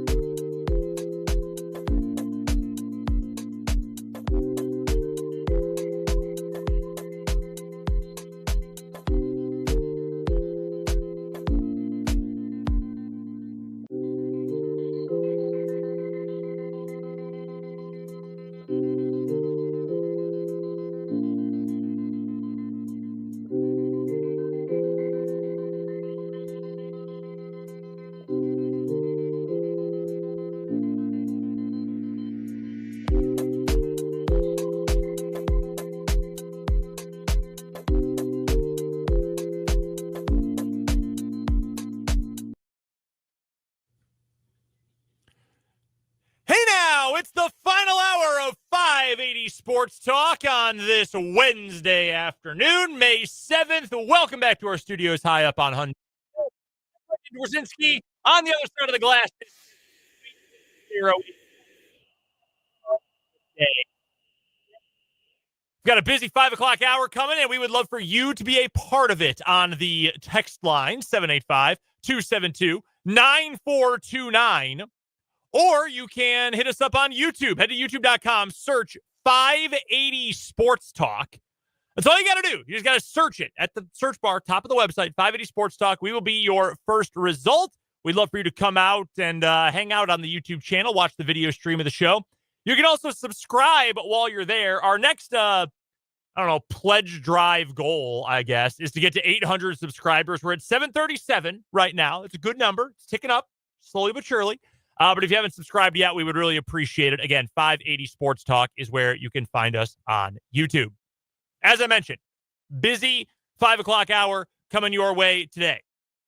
We've got our 580 Sports Talk headlines here in just a matter of moments, including a big day for college golf. We'll get to that in a little bit. We also have Dan's interview with Verity Crawley, a professional bowler on the PWBA, the Professional Women's Bowling Association. She will be competing starting tomorrow at the Go Bowling Topeka Open at Westridge Lanes and Family Fun Center. Dan got to talk to Verity this week, and we're going to hear from her. What's the best game you've ever bowled? Great question. I believe... I know I cracked 140 once. I believe I got to a 147. I don't know if I got past 150. I don't think I have. I think 132. I think that sticks out in my head. All right, we'll count it then. That's pretty good. For like normal people like us, that's pretty good. The professionals are crazy. It's the spin and all that. I go up and I just roll as hard and straight as I possibly can. That's my goal. I'm going for power. That's my entire approach. The spin, the finesse, not talented enough to do that. I do love bowling, though. We're going to hear from a real pro, Verity Crawley, coming up here in just about 25 minutes or so. Plus, we will look ahead to Game 3 of the series between the Royals and the Chicago White Sox. Michael Skywalker, because it's Star Wars week. He'll take on Jonathan Cannon of the White Sox. We'll preview that game coming up a little bit later on this hour. Plus your texts, plus your comments on the 580 Sports Talk YouTube stream. All right, Spencer, let's get to today's 580 Sports Talk headlines. Why don't we start with the college golf? Both KU and K-State are advancing on to the NCAA championships. We're going to start with KU because the Jayhawks won the Columbus Regional. Yes, out of all the teams that made it, all 10, I believe, they come out. I think it was 12. Maybe it was 12. They come out on top. Their ticket has been punched to the NCAA Division I Women's Golf Championship. And how about sophomore Lila Louderbaugh, who is the first player in program history to earn medalist honors at an NCAA regional? The sophomore won the event by 3 strokes. Her previous career best finish was tied for 7th. Jeez. They get to regionals, and she just goes and wins the damn thing. What's she been holding back? That's absolutely fantastic. From Buffalo, Missouri. Awesome. So shout out to Lila for that. It's her first collegiate title. She had a career-low round as well in the final round. 65, 7 under par. Absolutely sensational stuff. She said, quote, head coach, Lindsey Kuhl said, quote, "What a day. I am so incredibly proud of the way we showed up the last 2 days. We have been visualizing this all year. I think a lot of it is us believing we could do this. We have depth on this team where any player can win. To have 6 team wins and 5 individual wins on the year is incredible. Hats off to Lila shooting 65 with Joanna Ebner and Ebba Norstead coming through with big-time performances on a championship course." KU in the final round today, Spencer, shot 12 under as a team. Wow. They were down, I believe it was 7 strokes after the first day of the tournament, and they go 12 under today. This will be KU's 3rd appearance in the NCAA Golf Championships. 1990 and 2014 are the other appearances. The top 5 advance. So KU had 28 strokes to work with. Houston was 6th, and they were plus 22. Wow. LSU was 18 over par. They finished 5th. Really, really impressive stuff. The host, Ohio State, they finished 3rd at 1 over par. So KU moves on, wins the Columbus Regional, wins the outright individual title as well with Lila Louderbaugh. And not to be outdone, Kansas State women's golf is also headed on to the NCAA championships, which I believe, if I'm reading this graphic correctly, are in Carlsbad, California. I have family that lives in Carlsbad. They advanced for the first time, K-State does, to the NCAA championships after finishing up in the top 5 at the Lexington Regional. And Carla Bernat, the winner, the senior at K-State, and winner of the Augusta Women's Amateur this weekend, or this year, the weekend of the Masters, she was the individual winner at the regional. K-State came in today 3rd place, 6 shots clear of the cut, comes in and shoots 10 under par, 278 as a team. It was the 8th lowest round in program history. They finished 10 under par for the tournament and 12 shots clear of the cut. Coach Stu Burke says moments like this are why we do all the work. It was a pleasure to be out there today with them. They were composed, confident, and determined. Nobody was going to give it to us. We had to go out there and take it. So how about that? What you're telling me is that Kansas is a women's golf state. That's a fact. That's a big-time fact, my friend. I noted this at the beginning of the show, and I know, KU fans especially, but other fan bases too, use this as a point of ridicule at Kansas State. K-State has not won a team national championship. One of 2 programs at this level that has never done it. Virginia Tech is the other. They got a chance here, man. On the golf, anything can happen. You get one. Obviously, you have one great day. Someone else is a poor day. You can change everything. This is a big opportunity coming up here for K-State. By the way, Are you counting rifling as winning a national championship? No, because it's not NCAA. Then West Virginia has one. Oh, well, I guess it is. Yeah, that's true. Rifle is an NCAA. I might be thinking of something else. Yeah, okay, that is NCAA sponsored. Yeah, West Virginia's got one. Okay, my bad. They have the most, in fact. Yeah, 20 team I was titles. trying to throw shade at West Virginia. Hey, you can do that anytime you want. You can make stuff up and throw shade at them. That's fine. Sorry if you're a Mountaineers fan listening to the show. But yeah, awesome day for women's golf for both KU and for K-State. All right, Spencer, headline number 1 for you. Yeah, I've got a pretty cool local headline from the high school of our former intern, Trenton Craxner. There's a new all-time career hits leader in the state of Kansas for high school baseball from Valley Falls High School. The high school state record of 139 career hits has stood strong since 1999 until Valley Falls senior Hayden Kearney made history against Jackson Heights last Monday with a big hit off the wall in right center field. And he is now sitting at 142 and counting. So he's going to not clobber that record, but, he'll blow past it. He'll blow past it. And when you look back at what he's done in all 4 years playing varsity, 30 hits as a freshman, 31 as a sophomore. He had a monster junior season where he had 46 hits, also no strikeouts in that campaign. And he's hit 35 so far this year.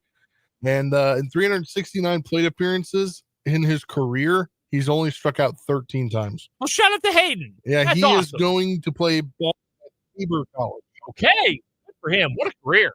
Absolutely Crazy. fantastic. That's a really good local one. Let's go national here with our next 580 Sports Talk headline on this Wednesday, May 7th. Big news from the NFL earlier today. The Pittsburgh Steelers have traded wide receiver George Pickens to the Dallas Cowboys. The Cowboys are giving up a future 3rd-round pick. The full deal for the trade, the Cowboys are receiving Pickens and a 6th-rounder in 2027. The Steelers are receiving a 3rd-rounder next year and a 5th-rounder in 2027. Dallas desperately needed a wide receiver.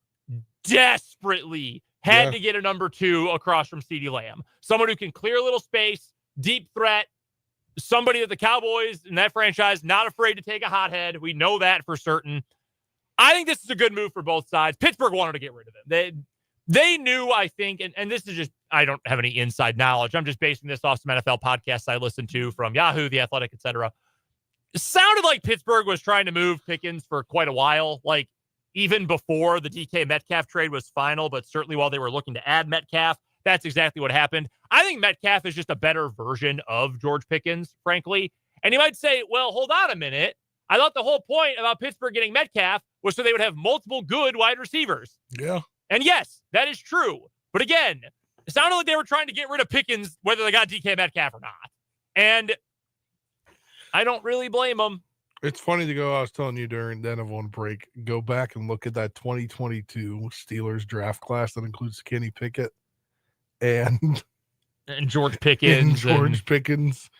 Chiefs legend Chris Oladokin. Yeah, was was the very last pick of their draft. Yeah, not great. So now I don't feel as bad about my Commanders having bad drafts in that time frame. There you go. Looking at other teams. So yeah, the Steelers wide receiver room is now DK Metcalf. They just signed Robert Woods, old Bobby Trees, the other day. Good player, 1-year deal for him. Good blocking wide receiver.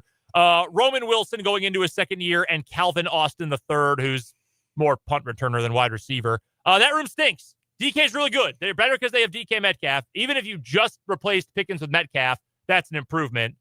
That room still is not very good. But I think it's good for the Cowboys. They had to get a wide receiver. Their depth chart at receiver was about as pitiful as you could ever think of, specifically when it comes to a team that has this kind of profile. Like, they're too deep at their wide receiver spot. CeeDee Lamb, Jalen Tolbert, Jalen Brooks, Jonathan Mingo, Cavante Turpin, Paris Campbell. Man, that stinks. Lamb's really good. We know he'll get 180 targets this year, but man, that group stinks. You throw George Pickens in there, they're still not good, but it certainly is a big-time improvement. I think it's a good fit with that offense. He's a hothead, though, and in Dallas, where things get magnified, that is only going to become more and more obvious. I just think it's interesting. I mean, I know Dallas likes to throw themselves in with some hotheads, but obviously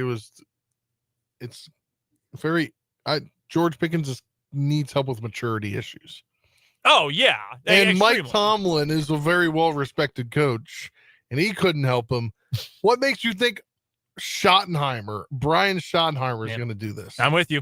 I think the Cowboys are not going to be very good this year, to be honest with you. I think they will certainly finish third in their division, worse than Washington, worse than Philly, probably better than the Giants, who are also terrible. But I don't think they're like, third place, but we're going to sneak in and get the 6th or 7th wild card seed. No, I think they're going to be pretty dang bad coming up this season. Do you have another headline for us? Yes, I'll just stick at the NFL here. A funny headline. The Rams are heading to an interesting place for minicamp. They are going to Maui, Hawaii. Yeah, I don't get this. I don't either. I don't know why. So yeah, June 16th through 19th or something? I believe maybe it's May 16th through 19th. No, it's in June. So they're going to Maui for a few days to do minicamp. I guess they got a partnership with Hawaii Tourism Authority to promote Hawaiian Islands with Maui Camp. Okay, but here's the thing.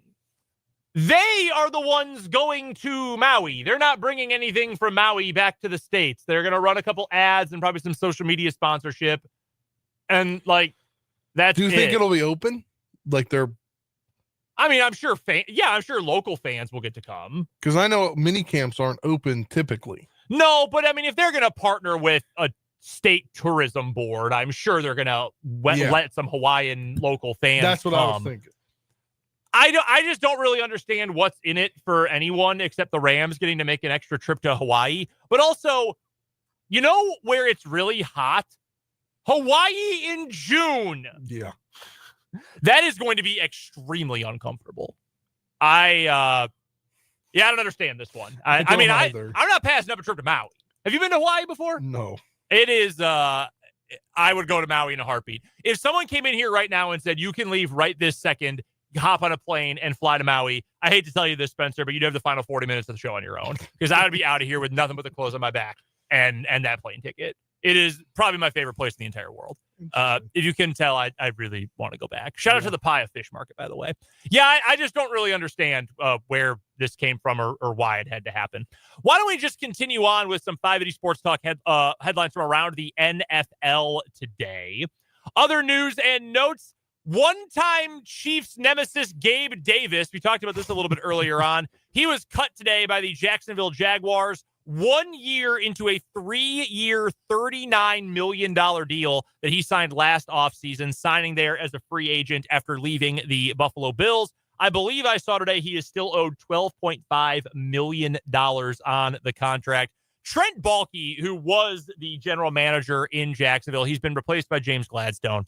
But Trent Baalke really had a thing for signing players who had huge games against his team. He did it when he was in San Francisco, too. But a couple of years ago, Christian Kirk had like a 140-yard game with multiple touchdowns against the Jaguars while he was in Arizona. He becomes a free agent, and what do the Jaguars do? They immediately sign him to an astronomical contract given his talent level. Then, last year, fresh off of Gabe Davis having one good game in an entire 17-game season, and it came against Jacksonville, he said, I need that guy. Trent Baalke apparently only watches his own team's games and nothing else. And yeah, that really did not work out for Gabriel Davis, and he is back on the free agent market. Crazy. I never thought he was that great. He had that monster game in the playoffs in the 13 seconds game against the Chiefs where he scored 4 touchdowns. He was incredible in that game. Since the 2021 season, he's never had a year with more than 836 yards. This past season, he played in 10 games. He caught 20 balls for 239 yards. Well, in my head, we've talked about this all along, what the Jaguars love to do. What do they love to do? In Duval, they love to sign receivers that have like one good game or players that have one good game. Exactly. Yeah, like Christian Kirk and Gabe Davis after that. Yeah, maybe we've got a turning over of leaves here. I would imagine so. I would have to hope so. Also from the NFL today, the Philadelphia Eagles have restructured or reworked the contract of tight end Dallas Goedert. He has been a trade candidate all offseason, but he is going to stay in Dallas. I see you rubbing your forehead. Was that just to get something cleaned off, or are you frustrated your team will have to defend Dallas Goedert? Oh, both. Okay. All right. Fair enough. Yeah. He's a good player. Yeah. I don't know that he's elite. Like, he's never been a Kelsey or a Kittle or anything like that, but he's a good player. You put him on a linebacker. Yeah. And that's a mistake. Yeah, that's not what you want. No. Also, the Seattle Seahawks, they have re-signed defensive tackle Jonathan Hankins going into his 13th year in the NFL. That's a long career for a defensive tackle. Yeah. Good player, run stuffer. He's like Mike Pennell. He probably his peak was better than Pennell, but at this stage of their career, he's pretty much Mike Pennell. So that's a good signing there for Seattle. All right, Spencer, you want to get us to the NHL for a headline here before we get to the playoff roundup? Yeah, let's do it. We discussed this, I believe, last week on the show. Yes, indeed. That the Utah, what was known as the Utah Hockey Club, may have accidentally leaked their team name, and they did on their YouTube page because it was youtube.com/Utah Mammoth. They are now the Utah Mammoth has unveiled their logo and everything after their year-long mascot search. So it's the Utah Mammoth. After the inaugural season, they were the Utah Hockey Club, and personally, I like the logo. Yeah, the logo is super modern, but it's fine. You got kind of they built mountains into the head of the woolly mammoth on the logo. It's kind of cool. I am happy that they called themselves one thing and then changed it the next year, because if you saw Utah Hockey Club last year and you went to a game, it was not very fun. But I don't know if you know anything about the Smith Entertainment Group, the people that own it. They also own the Jazz. Yes. And big boosters to BYU. Yes. They own the Delta Center. Yes. Do you know what they're doing as we speak to the Delta Center? They are making it a hockey arena as well. Like they're putting in parquet or something? No, like they're changing up the whole one side, because an NBA floor is smaller than the whole rink. Yeah. So there were on one side, I don't know if you Google this, if you look up Delta Center hockey layout, there behind one of the goalies, there was absolutely nothing. It just went straight up to your 300 section. That's pretty funny. Yeah. But it was so poor to watch hockey at. Yeah, I see that now. I'm that's so funny. happy that they're not only, they have a new name, but it's like last year didn't even happen. Because that's ugly watching hockey in an arena that's not built for hockey. Again, I just reiterate the point I made last week when this was allegedly leaked. Why is it singular? Yeah. Why can't they be the Mammoths? Well, it sounds like a lacrosse team. I don't know. I don't get it. I mean, like Utah, like they wanted to be that way. I don't know. I don't know. I would venture to guess it was an ownership thing. They didn't. Oh, well, sure. I just think it's stupid. Yeah, but because when they put out the names, it was exactly how it was. Yeah, I don't get it. I don't understand that. One thought on that Maui, by the way. Mark B on YouTube says Maui does need to get some traffic. Remember, part of the island did burn down. That's right. Lahaina town burned down a couple of years ago. Was that already? Mark said a couple months. I don't remember how long ago that was. It was absolutely tragic. Yeah. And I'm sure that's to, get a few more eyeballs on it, but it is just odd. Like the NFL Rams does just have a long show up. And, yeah. The NFL does have a long-standing partnership with Hawaii back when the Pro Bowl was there. Well, yeah, that building is condemned now, though. Yeah, I was going to say that stadium is no longer able to be used. Didn't know why use like a complex now for their football, like a high school complex. Yeah, well, it's not a high school. It's the soccer. It was what was the soccer. Yeah, and they have like portable bleachers and stuff. Yeah, it's funny. They just have like little, set up temporary fireworks in the bleachers for when they kick field goals or whatever. It's very, very funny. All right, why don't we get to our playoff roundup for today? It's time for the 580 Sports Talk playoff roundup. All right, why don't we start with hockey today, Spencer? The Edmonton Oilers scored 4 unanswered goals after going down 2-0, I believe it was, last night.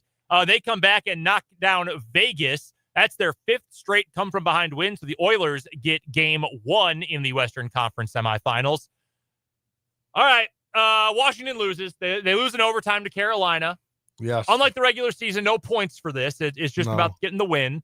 How are you feeling? What's the vibe check? The vibe's very low, but the vibe's low because look, their Capitals goalie Logan Thompson, great. Yep.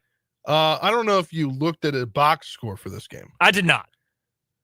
The Carolina Hurricanes shot the puck 90 plus times. 30 plus of those were blocked, and 30 plus of those were on net. So you're the telling Capitals me the defense, had 14 shots. You tell me the defense might not be great. No, that's just what their strategy is just shoot. Eventually one will go in. Puck's on net. No matter what, where you are, shoot. Okay. Don't pass and try to lay up, make an offensive play or whatever. Shoot. Eventually something will go through. Caps were up 1-0 off a great goal by Alexi Protas, the guy that came back last series that I was really happy about. And then they just seemed content. They just seemed lackadaisical. They had opportunities at the end of the second period to go up 2-0, get an insurance goal. And then they were heading into the third period up 1-0. And then they just came out lax and they gave up 1. And I was like, you got to be kidding me. Just lazy offense, like lazy transition. Like you try to go past the puck in your own zone and boom, and all of a sudden it's a turnover. Just one game though. Yeah, way to go. Whole lot of ball game left. But game. Not very happy with the way it is. Hopefully they'll be better tomorrow night at home.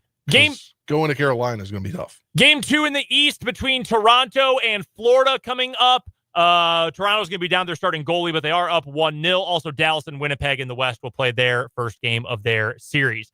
Meanwhile, from the NBA, the Cavaliers are up 7 points with under a minute to go last night and lost against the Pacers. Tyrese Halliburton with an offensive rebound into a three-pointer to take the lead with 1.1 seconds to go, winning 120-119, despite Donovan Mitchell having a huge night. Also, the Golden State Warriors lost Steph Curry in the second quarter due to a hamstring strain. Still blew out. Well, it only ended up being an 11-point game, but Minnesota was never really in it. 99-88. Tough night for Anthony Edwards. Missed his first 10 shots. Minnesota missed its first 15 threes as a team. Meanwhile, tonight, game 2 for Boston. They are taking on the New York Knicks. Knicks up 1-0. And the Nuggets and Thunder going head-to-head in Oklahoma City with the Nuggets up 1-0 in that series as well. That does it for the playoff roundup. Actually, let's get real quick. We never do this. We always forget. Let's get some picks real quick. Hockey, Toronto or Florida? Toronto. Give me Florida. Toronto's down a goal. Actually, yeah, no, give me Florida. Dallas or Winnipeg? Dallas. I could not tell you a single thing about either team. I will go with Winnipeg. From the NBA tonight, do either Boston and or Oklahoma City even their series at one apiece? I think they both do. I think they both do, too. I'm right there with you. All right, those are our picks for the playoff roundup. Now let's put the whip away, and let's get to a commercial break. When we come back, our Dan Lucero spoke to Verity Crawley, professional women's bowler. She's coming to Topeka, along with the PWBA starting tomorrow. We'll learn all about her coming up next on 580 Sports Talk.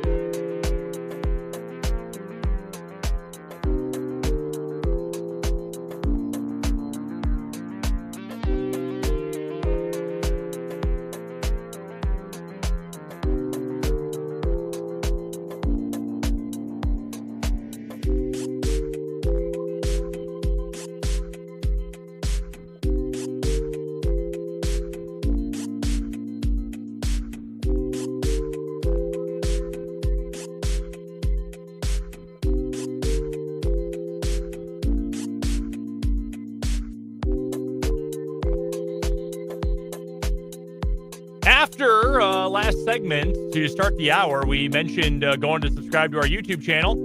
A couple of you did. So thanks to the two new folks who subscribed to 580 Sports Talk on YouTube. Appreciate you. Yeah.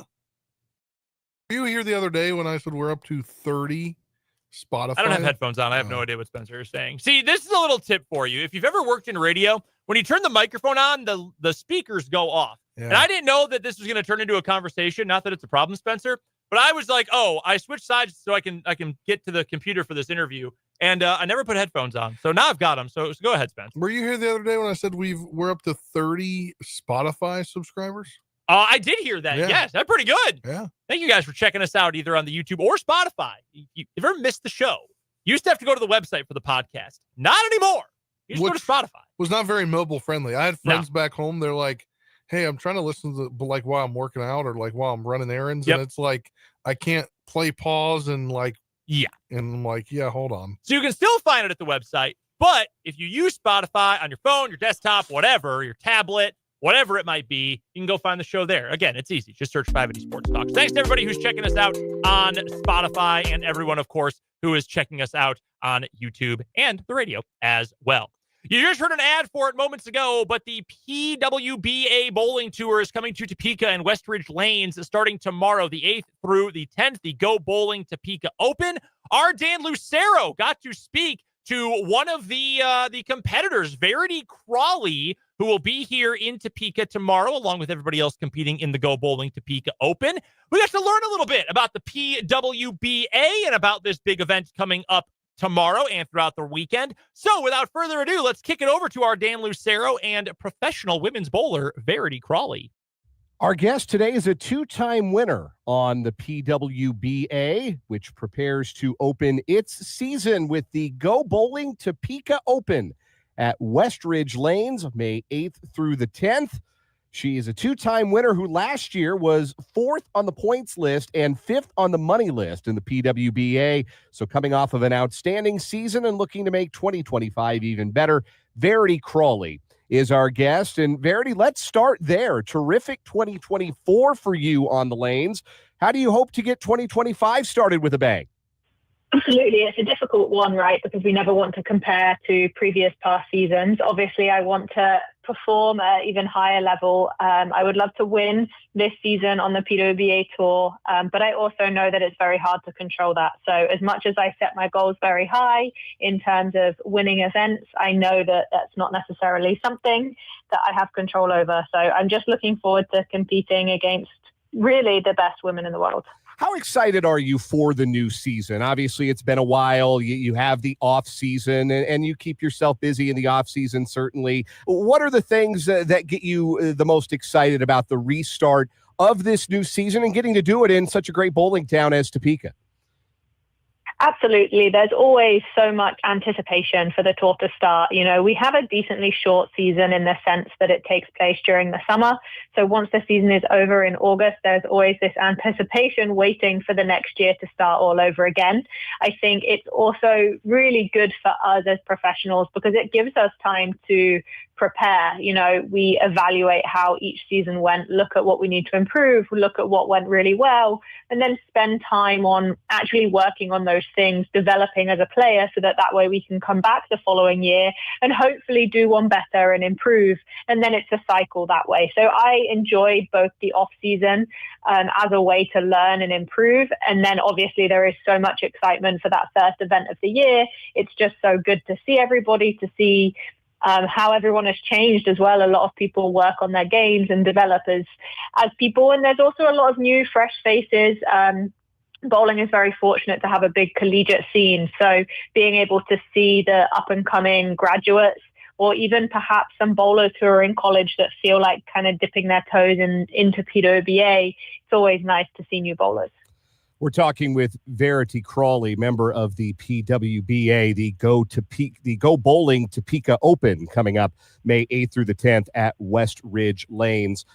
Verity, when I've talked to bowlers in the past, again, I mentioned Topeka's a really good bowling town, so there's a really strong high school bowling scene, and I've had the chance to interview high school bowlers throughout my career, and so many of them have a story of a parent or a grandparent that introduced them to bowling. It really seems as though the sport is such a family affair. Was that the case for you growing up in England, that it was something that it was a family affair, or did you come to the sport in some other way? No, it actually was. My family has always been very involved in bowling, from my grandma to my mum. My grandma bowled for a very long time, obviously got my mum involved into it, and my mum to this day still bowls league.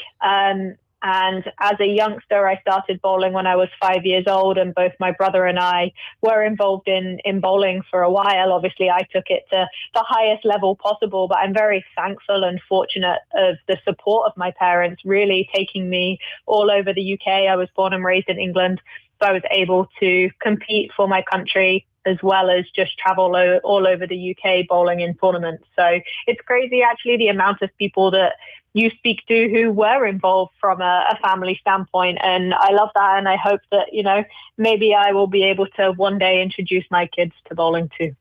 When did you, and this is kind of a two-part question, when did you know that you wanted to bowl professionally? And when did you start to believe that that could be an option, that that was something that you could do and make a career out of? So honestly, it took me a very long time. I started bowling, like I said, when I was 5, and I moved to the US to bowl at university in the collegiate system when I was 18. And honestly, throughout that whole time frame, it's not something that I had thought about. It actually probably wasn't until my junior year of college that I thought, maybe this is something that I could give go.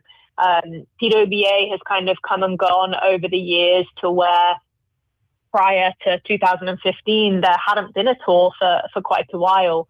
So I think that had a little bit to do with it. But also just growing up in England, I wasn't as aware of professional bowling as perhaps I would have been if I was in the US.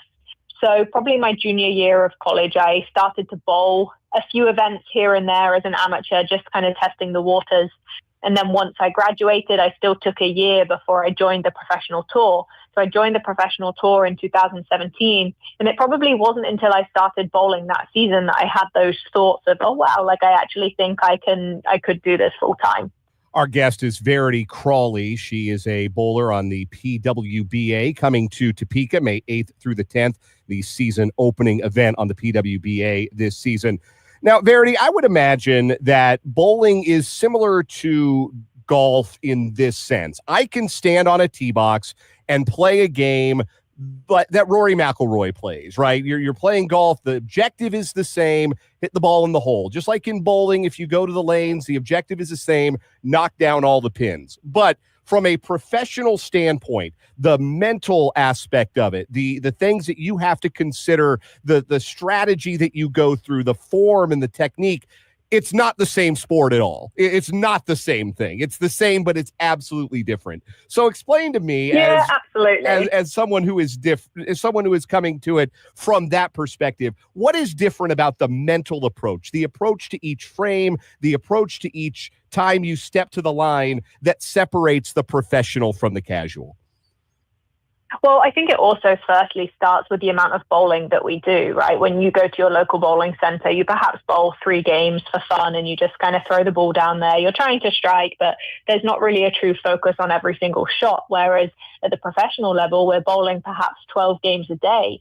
And for those 12 games, you are so fully focused on your target, what your hand is doing every step of the way. And then you're paying attention to how the bowling ball is going through the pins, how the bowling ball is rolling down the lane. So it's a very long and grueling time frame to be so focused.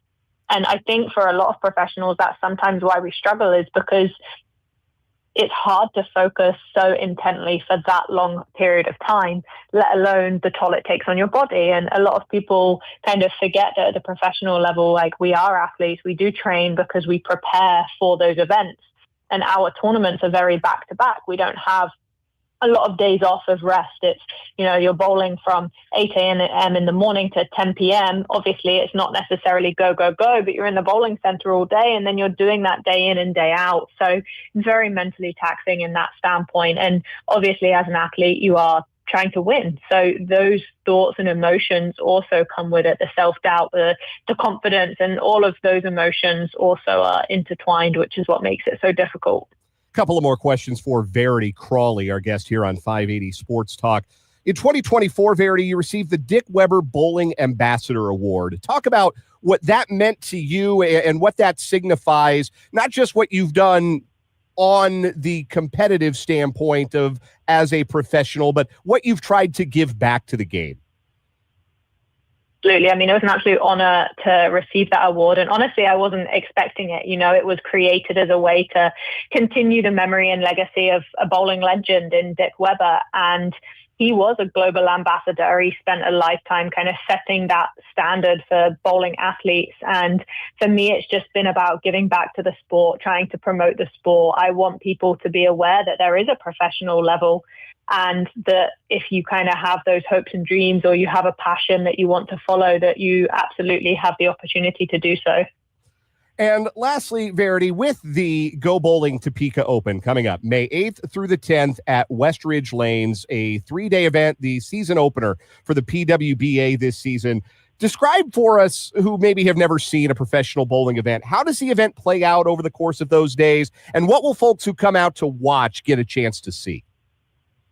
You'll obviously see a lot of bowling, but the way our event will work is on the Thursday, we'll have a practice session in the afternoon, followed by an event that anybody can come and sign up for called Bowl with the Pros. That is an opportunity for anybody to come and bowl with the professionals. So generally we bowl 3 games in the evening, and there will be about 36 professionals there changing lanes every 5 frames, so that as a participant you'll have an opportunity to bowl with us. So if anyone in the area is interested in doing so, you can just call the bowling center for more information. That takes place at 7 p.m. on Thursday, May 8th. And then the tournament starts on Friday, and we actually bowl 12 games. So we bowl 6 games in the morning with a small lunch break, and then another 6 games in the afternoon. There is then a cut to the next day. So not all of the athletes make it to Saturday, but then on Saturday we continue the bowling. We bowl another 6 games. After those 6 games, the total scores are looked at, and the top 12 competitors will then move forward at 2 o'clock for another 6 games of qualifying. And once all of those games, 24 games, has been completed, the top 5 athletes will make it into a step ladder finals, where they bowl against one another for the opportunity to win the first event of the season. And those finals will be streamed on Bowl TV, which is the platform that the PWBA uses for live stream. But if there's anyone who's interested in, watching the finals or really just watching any of the event, you can give the bowling center a call. Verity Crawley coming off of an outstanding 2024 season on the PWBA, hoping to begin 2025 with a bang at West Ridge Lanes here in Topeka, the Go Bowling Topeka Open, starting the season for the PWBA May 8th through the 10th. Verity, thank you so much for taking the time to talk with us about your career, about professional bowling, and to promote this great event, and wish you all the best in Topeka. Hope the capital city is good to you and your fellow competitors, and hope you have an outstanding season. Thank you very much, Dan. I appreciate it. I hope that you come out and watch, and I hope that anyone listening as well stops by the bowling center to watch some professional bowling. Awesome stuff. Thank you, Dan, and thank you to Verity Crawley as well. Again, that is the Go Bowling Topeka Open that is coming up tomorrow through Saturday. You heard the format right there from Verity, and that is at West Ridge Lanes and Family Fun Center. Mark puts in the YouTube comments, that sounds like a blast. The bowl with a pro event. Yeah, that's going to be a lot of fun tonight. We have to get to a break. We'll look ahead to Royals White Sox after this on 580 Sports Talk.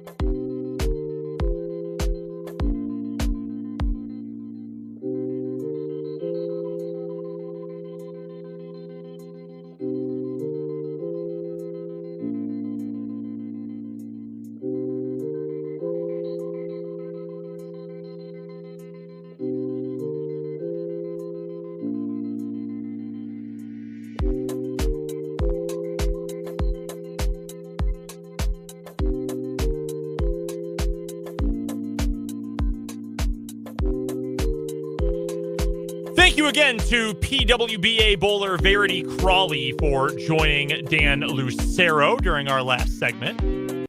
And bowl with a pro tonight, and the Go Bowling Topeka Open starts tomorrow at Westridge Lanes. Also tonight, Game 3 between the Royals and White Sox at the K. Seems like things will be fine weather-wise. 6:40 first pitch. Pregame begins at 6 o'clock. We will pass you off to the Royals Radio Network coming up here at the top of the hour. Michael Skywalker, that's the bobblehead giveaway for Michael Waka here. He's on the bump tonight for the Royals. Jonathan Cannon gets the start for the White Sox. Great name, worst pitcher. He's got a 4.26 ERA this year, which isn't a horrible number, but all of his peripherals are terrible. He is near the bottom of Major League Baseball in pretty much every advanced and predictive metric that you can come up with. It is very, very ugly. We talk about Baseball Savant, and their graphs indicate red is good, blue is bad. Yeah, his graphs are almost entirely blue. His fastball is terrible. His breaking ball is just as bad. Doesn't give up a lot of ground balls. Doesn't strike dudes out. Walks plenty of guys. Walks 1 of every 10 batters, in fact. It's ugly. Not been good for Jonathan Cannon this year. Meanwhile, Michael Waka this season, not getting guys to swing and miss, like, at all so far this year. But outside of that, and that is obviously very important, outside of that, he's been pretty productive. And again, his underlying metrics are pretty solid. His off-speed stuff has been phenomenal, not giving up very hard contact. 87.4 miles an hour off the bat for Michael Waka's opponents. That's a good number. That's really good. 95 plus is considered a hard hit ball. So if you're only allowing 87.4% on average, that's a pretty good spot to be in. Only gives up hard hits. Again, 95 more off the bat, 33% of the time. Been a pretty good year for Waka so far. And for you traditionalists in terms of stats, 3.52 ERA. He's only 1-4, but you'll take a 3.52 ERA. Do the Royals get it done again tonight against the hapless Chicago White Sox? I think the Royals get it done, and I think we're going to see more White Sox antics. I mean, you have to expect it at this point, right? They're just so embarrassingly bad. So embarrassingly bad. Maybe no guys having balls bounce off their face trying to catch a pop-up today, but yeah, I would not be shocked to see something especially dumb from the White Sox. Again, pregame begins right at the top of the 6 o'clock hour with first pitch set for 6:40. Michael Waka versus Jonathan Cannon. Royals versus White Sox right here on your home for Royals baseball since first pitch in 1969. 580 WIBW. We owe you one more timeout, so we'll pay a few bills. Come on back and wrap up 580 Sports Talk with the final word right after this.